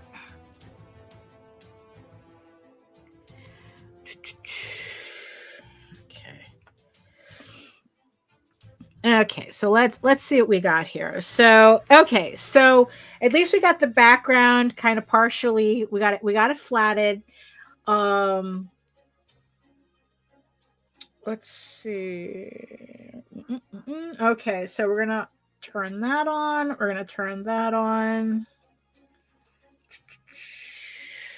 Let's see. I think I might make this color a little darker. Let's see. I think this might be. Whoop.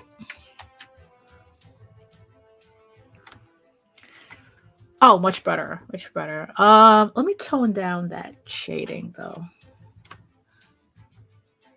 Okay, that's not toned down. And that disappeared. Let's see. Oh, much better. Okay.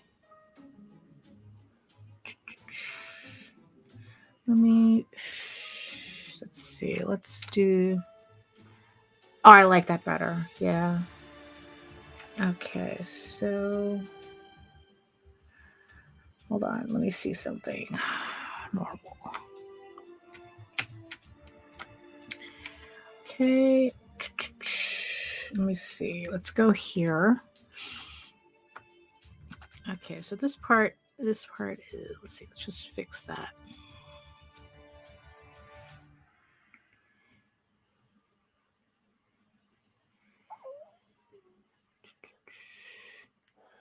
Okay.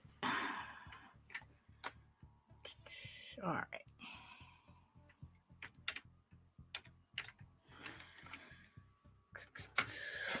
Okay. Let me see.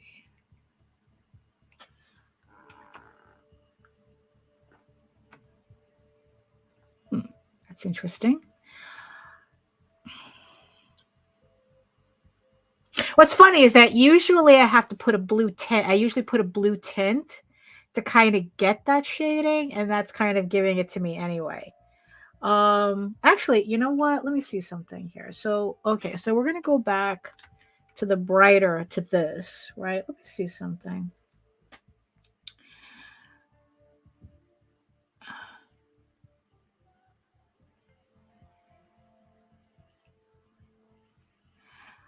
Let me see. I'm not sure if this is what I want to do right now, but I just want to see how the colors react a bit. Let me see.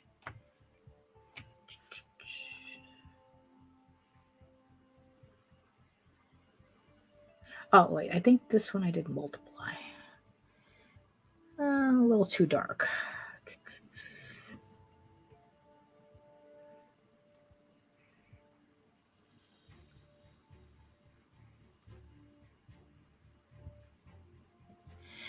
So, you know what? Let me keep that there. I like it. I like it. Oh, hey Joe. Hey Joe. How you doing? It's been a minute. You know what's also been a minute? You know what's also been a minute? I don't know who it is, but it probably is for Hogwarts guys. I asked my friend Joe, I asked my friend Jake. They said it was for Hogwarts guys.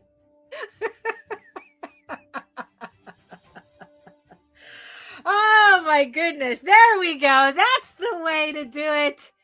Money for nothing and the chicks are free.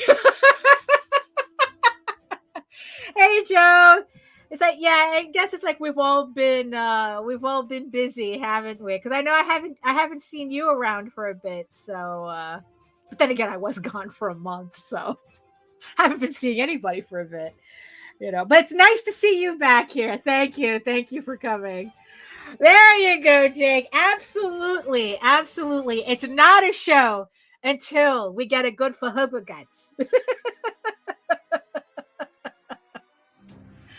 You know what? I think that's you know what, and I think that's a good place to kind of end to kind of end it on, right? I mean, it's like there we go, ending it on a good note. So this is what I got so far. Kind of gives you an idea of what I'm going for. For those of you who missed it, this is a recoloring of a previous cover that was originally done in 98. This was, yeah, so this cover right here, this is how it originally was colored. Actually, somebody else had colored it. At the time when we were being printed by Vision Comics, they were printing Tall Tales, I think, for the first 4 issues, or was it 5? And I think it was 4.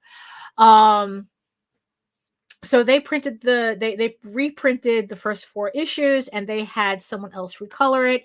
So I figured that I'd go in this time around and just give it, just color it up the same, in the same style that I oh no, not the gnomes. Yeah, now I have to hide for a few months. The good Nalise. The Nalise are knocking on the trap door. Yeah, no, the gnomes, no, they're unionized. They're so you can't mess with them. You cannot mess with the sauna gnomes. So yeah, so I was just recoloring it to to like just keep it, bring it into more consistency with the artwork that I'm doing now. And like I said, it's like for artwork that I did back in 98, I'm happy that it still holds up, and it just needs a coloring because I don't even need to re-ink it. I just have to do a couple of tweaks to it just to clean it up a little bit, but nothing drastic. But pretty much it's the same artwork from 98. So so yeah, so I'm just going to call it here. I'll probably just continue finishing. I'll just continue with the piece and finish it after the show. And if you want to see what the fun the, the no clan, the no tank clan. So if you want to see what the final piece is going to look like, just make sure that you're signed up for my Facebook page, because that's where I'm going to post it. So thank you, Michael. Thank you. And thank you for coming, and have a great night for you too. It's like, yeah, I'm still waiting for spring to finally get here, so at least it'll stop being dark when I get off the stream. I can't wait for that. When's usually the first day of spring? March, April something, maybe, when we finally get daylight saving starts again, so I can at least finally start getting daytime again. Oh my goodness. So it's been a bit, it's been a minute. And, it's like I've been gone for a month, just getting back into the swing of things. Eventually, I'll be able to speak English without an issue. Oh no, the words of the ancients. Okay, Michael DeFonte is asking, can you make sure that the words of the ancients on sale up to 5XL would be good for me? Oh, the words of the ancients. Yeah, it's like who knew? Who knew that the words of the ancients would resonate so strongly? you know so thank you so much, everybody, for joining me today, this first live stream, art stream, of the year, technically, even though I've been vlogging. We did 2 vlogs already with Nita. So, but it's like, hey, it's here. You know what, this is as close to a convention we're going to get right now. So and I'm okay with that. So again, thank you, everybody in the chat, for joining me. Thank you, Michael, Jake, Joe D. Thank you, Mike, Jimmy, for showing up. Thank you, Juju, for coming. Thank you, Vess, for watching. I'm sure you were watching too, or at least listening. Who else showed up? Let's see. I was like, oh, Efrain. Thank you, Efrain. Okia Fern. Thank you so much for showing up. And boo to the Twitter bot. At least this is for the Twitter bot that showed up. Oh my God, corny, lame, boo, tomato, I'm throwing tomatoes. Yeah, so at least we were all able to ignore the Twitter bot, the Twitch bot that showed up. So, yes, and thank you so much to my beautiful eyeball people who spent these 2 hours with me. I hope that you got a lot of work done too while listening to me blather on, for your entertainment. So, and my entertainment too, because I have fun. In the end, I have fun doing this. Usually I have to drag my ass to the computer to get everything set up and whatnot. But once I'm live, it's like, you know what? We're working, we're having a good time, we're just talking, fun stuff. you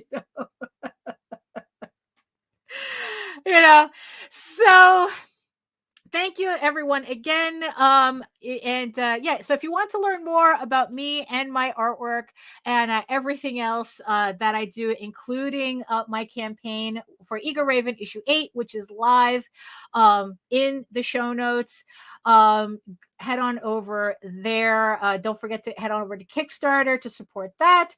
But yes, if you want to learn more about me and my artwork and everything else, you can head on over to my main website, egoworks.com, EGOWORKS, where you can find links to all of my galleries and social media sites, but I mostly post to Facebook if you are interested in seeing sketches and current work in progress and the final version of this cover when I'm finally done with it. And any live updates I may have also, it usually ends up on Facebook first. And remember that you could also, don't forget, if you haven't subscribed already, please subscribe to my channel here at Daphne Lage Art, where you can check out over 500 videos of process of how I make my artwork and my comics. And you can watch past live streams as well, if you just want something to listen to in the background for 2 hours. Because sometimes it amazes me that I'm able to talk for 2 hours without stopping, very little dead air. It's amazing. So yeah, and remember also that we also simulcast through the Indie Comics Network as well.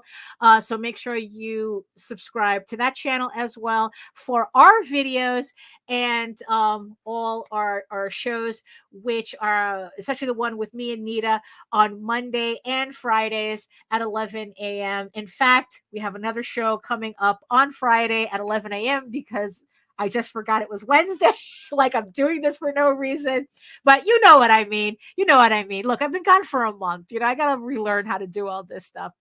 And remember, you can read EGORAVEN, Heir the First Unicorn, for free. Where the F are my graphics? Jesus Christ. Oh, here we are. Remember, you can read EGORAVEN, Heir of the First Unicorn, for free. Not only is it on Kickstarter, but it's also on my website so that you can check it out before you head on over to pledge to the Kickstarter.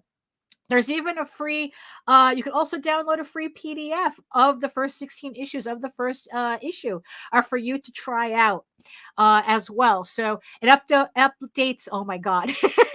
It uploads every day, Monday through Friday. But if you prefer your fantasy to be more of a furry Lord of the Rings adventure, the very comic that I was doing this artwork for today, you can head on over to Tall Tales, TAILS online.com. And not only can you read the first 20 issues of Tall Tales for free, but you can catch up on the latest story arc, Tears in the Mother, which is also currently uploading Monday through Friday and will also be back on Kickstarter later on this year with a reissue of issues 1 through 5 and the brand new issue 6. So thank you again, everybody, for joining me today on this show. Thank you so much. And just for Michael, in the words of the ancients, eat your food, moisturize, mind your business, and do the work. Because when you actually do the work, you never have to fake any of your accomplishments. Remember, Wu-Tang is for the children. So thank you so much, everybody, for joining me. And I will see you next time as I'm trying to find all my stuff here. Thank you so much. Talk to you later.